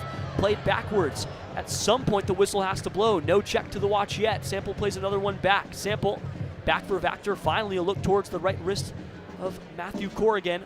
Nodded down the line for A2. Stuck in the channel there for Walty. Pushed away by Carl Fred Saint and Pop Marboy. Kept alive. Chested down there. Robbie Top of the box for Sample, still alive with the Riverhounds, still no whistle. Here comes Walty, capped out there by JP Skeers. Maybe 2 and 3 whistles there as everybody crashes to ground. A 0-0 draw. Rob Vincent stays undefeated. Phoenix has clinched a spot in the 2025 USL Championship playoffs, and it looks like they'll play El Paso Locomotive, a fairly unspirited 0-0 draw, but it's just enough to secure their own destiny. Rakovsky records a 3rd straight clean sheet and a heroic run into the end of the season, 3 straight results to clinch. But here, Phoenix did enough. And that's what they needed at the end of the day. And it was very simple when looking at Mamadou Khan, the lineup today. You know, we doubted it at times. We looked at how Rising attacked that first half. But you know what, in the second half, they were able to get some momentum. They were able to find some good chances with the personnel they put out there. And more importantly, they steered Pittsburgh away from net. A lot of things can happen on the final match week of the season, but the biggest thing you have to do is control yourself, control your emotions, and go forward and do what you have to do. And for this Pamadou side, we've criticized them at times throughout the season where they've struggled to get 3 points or struggled to get the result they deserve. But tonight, they got the points and they did the job. Job finished for now. Phoenix will play in the 2025 USL Championship playoffs, likely against El Paso Locomotive. No results can knock them off that horse, and they set a USL Championship league record for all-time draws in one season. That's 13. Put the name in the record book. 13 draws, 9 wins, and 8 losses. Your final scorecard for Phoenix Rising in the regular season table. 30 matches played, 40 points gained, just enough to secure a spot in 5th place in the Western Conference table. We'll have more on the Phoenix Rising Radio post-game wrap-up presented by Crown Public House. We'll be Kirsten Hassan and Kevin Cardez back in just a moment after this short break. 0-0 your final at Highmark Stadium. Phoenix does enough to clinch a playoff spot.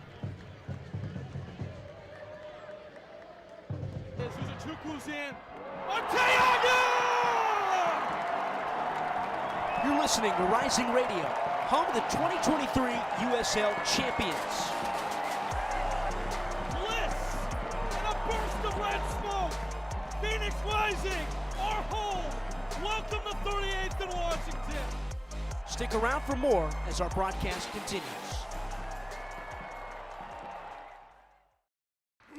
Join in on the Sports Zoo on your ride home from work with Dave Rooster Bierstein. Join Rooster as he lays down what's happening around sports and makes it clear what's on his mind. Oh my. Catch the day's craziest stories and some of the latest numbers from the sports books across the valley.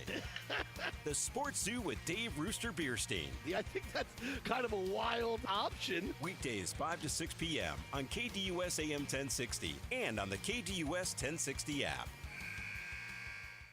Attention all clones. The Jim Rome Show is here for you every day here on KDUS AM 1060. Lots to get done. Welcome to the program. Listen in as Rome dives into the biggest sports headlines of the day. From final scores, player contracts and trades, team prospects, and even a spicy take or two. The Jim Rome Show, 1 to 4 p.m. every weekday here on KDUS AM 1060. That's the trick. Online at KDUS1060.com and on the KDUS 1060 app.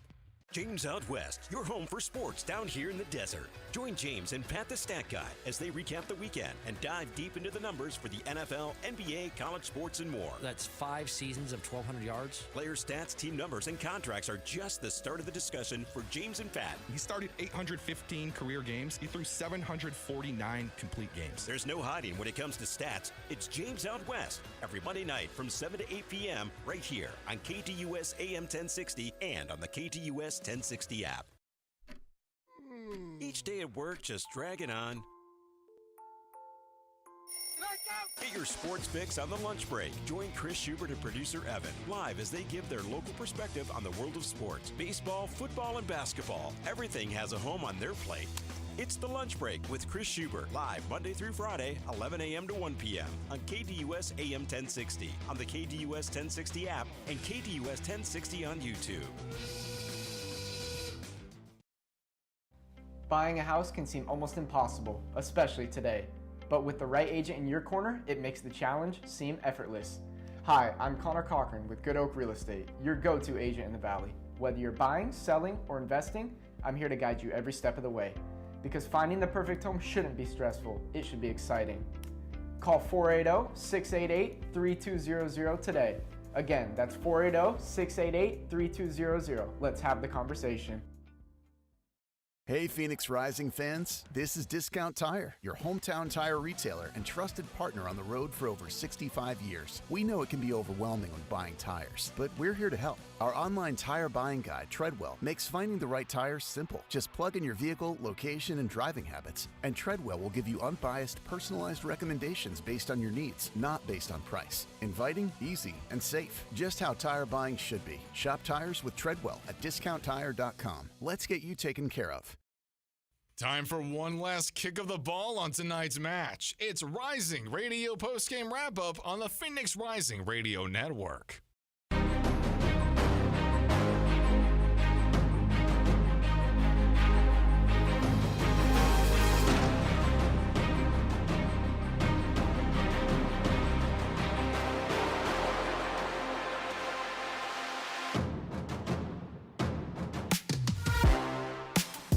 Nil-nil, your final in Pittsburgh. 1 point is all either side will get, and 1 point's enough for Phoenix, as well as enough for Pittsburgh as it stands. Phoenix won't play a home playoff game in 2025, but they'll end as the fifth-place team in the Western Conference. They'll make a trip out to El Paso Locomotive, in which they'll play El Paso in a first-round playoff game.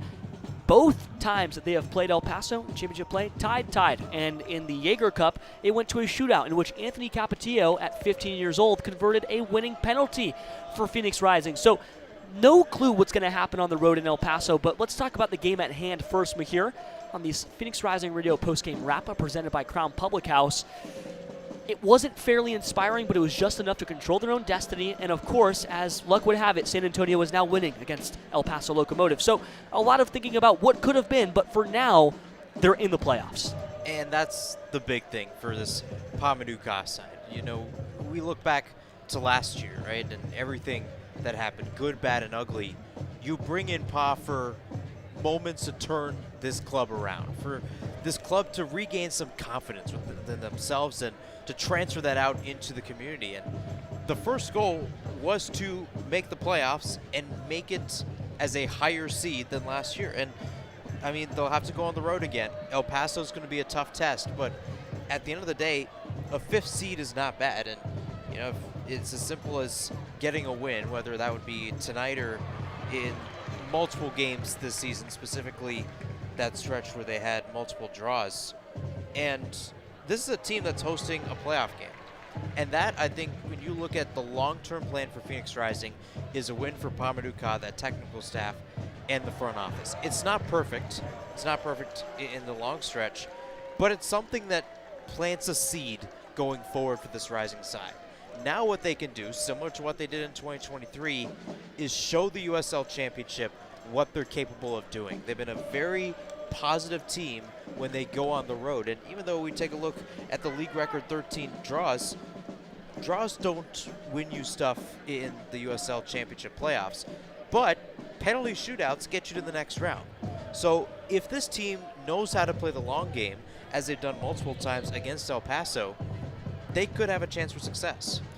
Chances for success. I think that one of the things that this team will look back on a lot are the missed chances for success, in which they had, a stretch where you draw 6 games in a row. It's moments like those where you look at the dropped points, because the difference between El Paso and Phoenix could very likely end up being 1 point, and that means that any of those draws turn the other way, whether it was points lost from winning positions or ones where they got themselves all the way back in after conceding early goals. All they'll think about is how close they were, because if just one of those draws flips over, Phoenix is hosting a home playoff game in Phoenix for the first time ever, and that would have been so large. That'll loom. But what doesn't loom is the fact that they're not going to miss the playoffs. They're going to end with a far better seed than they did last year. And when it all shakes and settles out, the season wasn't all that bad. I mean, they found a way to get 22 competitive results in a 30-game season. They just lost 8 times. 22 times you walked out with points in hand, and that's not that bad when it comes to the USL Championship. Yeah, this is such a interesting league. And we talked about it, the parity in the Western Conference, the fact that Sacramento Republic right now in second is, 8 points away from Phoenix Rising. That's relatively impressive. The fact that Rising in fifth is 4 points away from Lexington in ninth is also pretty impressive. You know, there's been so many things that have worked in Rising's favor and, you know, has not worked in their favor. But the one thing they've been good at is riding the wave from a mental and physical perspective. You know, they've been able to find some different key pieces, and although they've really been tested in terms of their health and international availability when you take a look at June and July, they've been able to weather the storm, and they've done it well. And they have done it well. We'll talk later with Brandon McCarthy when it comes to next week about what went into shaping this roster. There were times where they literally had a center back retire at the start of the season. Casey Walls decided that he was done with professional soccer, and then they lost Mo Traore to a knee injury. They lost Potmar Boyd to a knee injury, and they were playing with pretty much no center backs. Colin Smith was becoming a routine center back starter. Ryan Flood was playing as a left-sided center back. It was messy, and they found ways to wade through murky waters and find ways to pick up points when they were possible, and they've done enough to find themselves into the playoffs. When we come back from break, we'll do one more little block about El Paso Locomotive and talking about the last three meetings that this club has had with El Paso and the fact that Gabriel Torres is shot out of a cannon every time that he plays against Phoenix Rising. There is a lot at stake between Locomotive and Rising, and it's going to be a barn burner of a game if anything has shown us from the last three contests. More on the Phoenix Rising Radio postgame wrap-up presented by Crown Public House with myself, Kevin Cardez, and Mahirs and Hassan after this short break.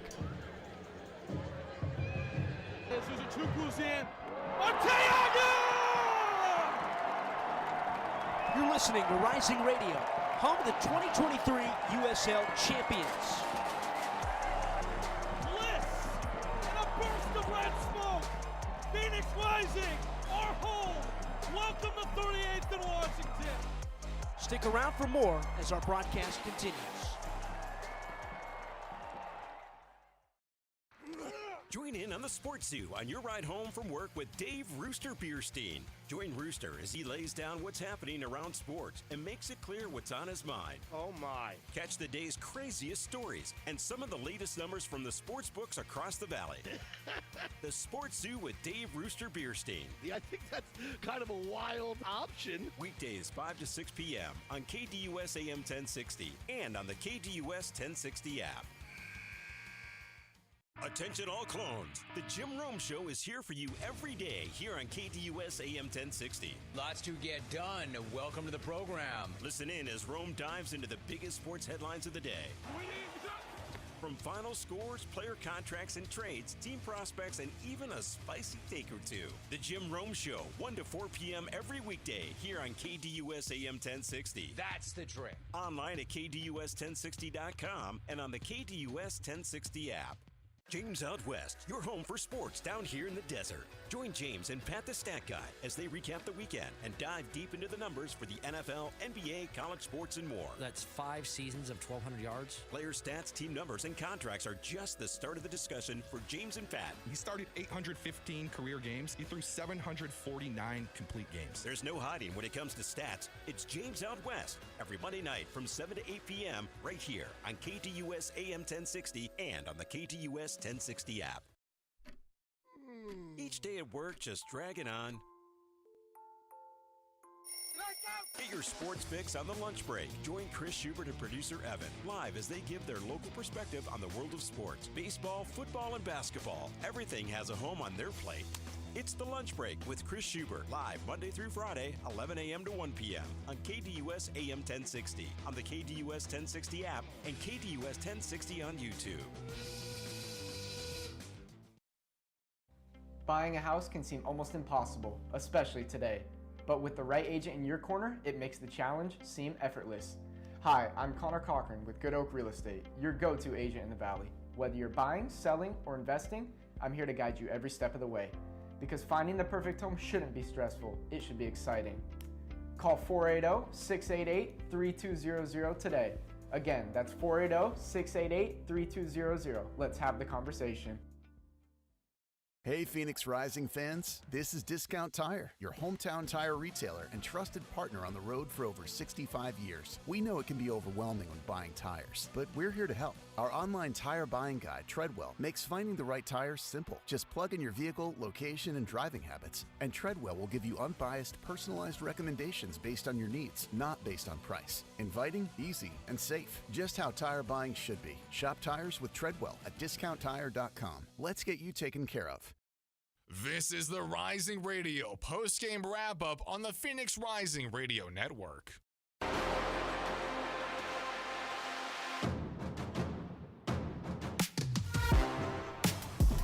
0-0. Phoenix couldn't get a goal against Pittsburgh Riverhounds, but it doesn't really matter when it comes to playoff seeding, besides the fact that they definitely will not host a home playoff game anymore. Here on the Phoenix Rising Radio post-game wrap-up presented by Crown Public House, myself, Kevin Cardez, my analyst, Mahir Sinhasan.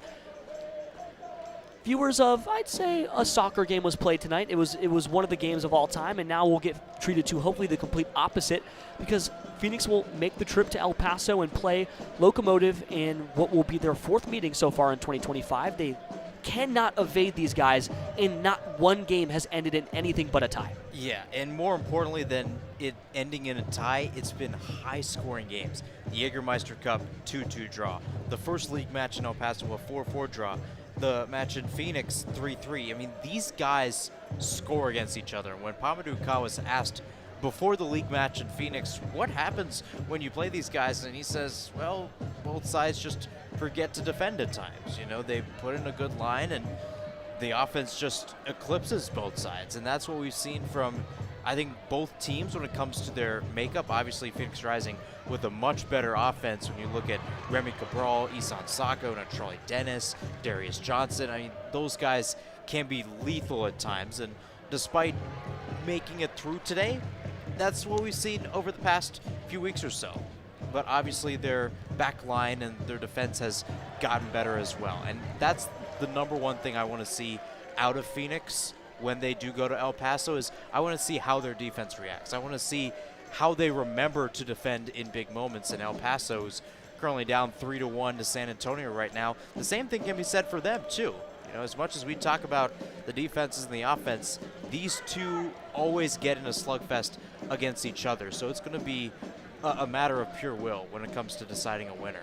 And the best part, Gabriel Torres, former Rising man, made almost every appearance in 2024, has scored 3 goals against Phoenix Rising in 3 appearances against Phoenix Rising in 2025. He cannot stop scoring against Phoenix. And this is another thing I want to talk about, Mahir. The first 2 games against Locomotive, they came back from losing positions. It took 3 goals in the span of, 5 minutes or something crazy like that in that first one where they came back and they clawed out of that 4-goal hole. So you come back from a losing position there, and then in the second game you come back again with an 80th minute goal. But the third one, you choke up 3 goals in a row, and that was the difference. A red card comes out of the pocket, and you concede 3 times after leading 3-0, and the wheels just fall off the train. How do they finally level it out? Because after coming back, watching it all fall apart, there's still not one cohesive, complete 90-minute performance against Locomotive in 2025. Yeah, I'm taking a look at some of these new additions for Phoenix Rising. Jean-Eric Morsu coming in, even some of the other guys like Shihus. He made his debut against Locomotive in that match, Kevin, and it was a tough position because all he could do was just control, and you're trying to play safety in that matter. You can't push forward and really drive the car and push the pace, push the positioning, and really play your free-flowing style of soccer. So I'm looking down the spine for Shihas, for Morsu, and anybody else who is just acclimatized with this squad, because that's the difference between Phoenix Rising now and Phoenix Rising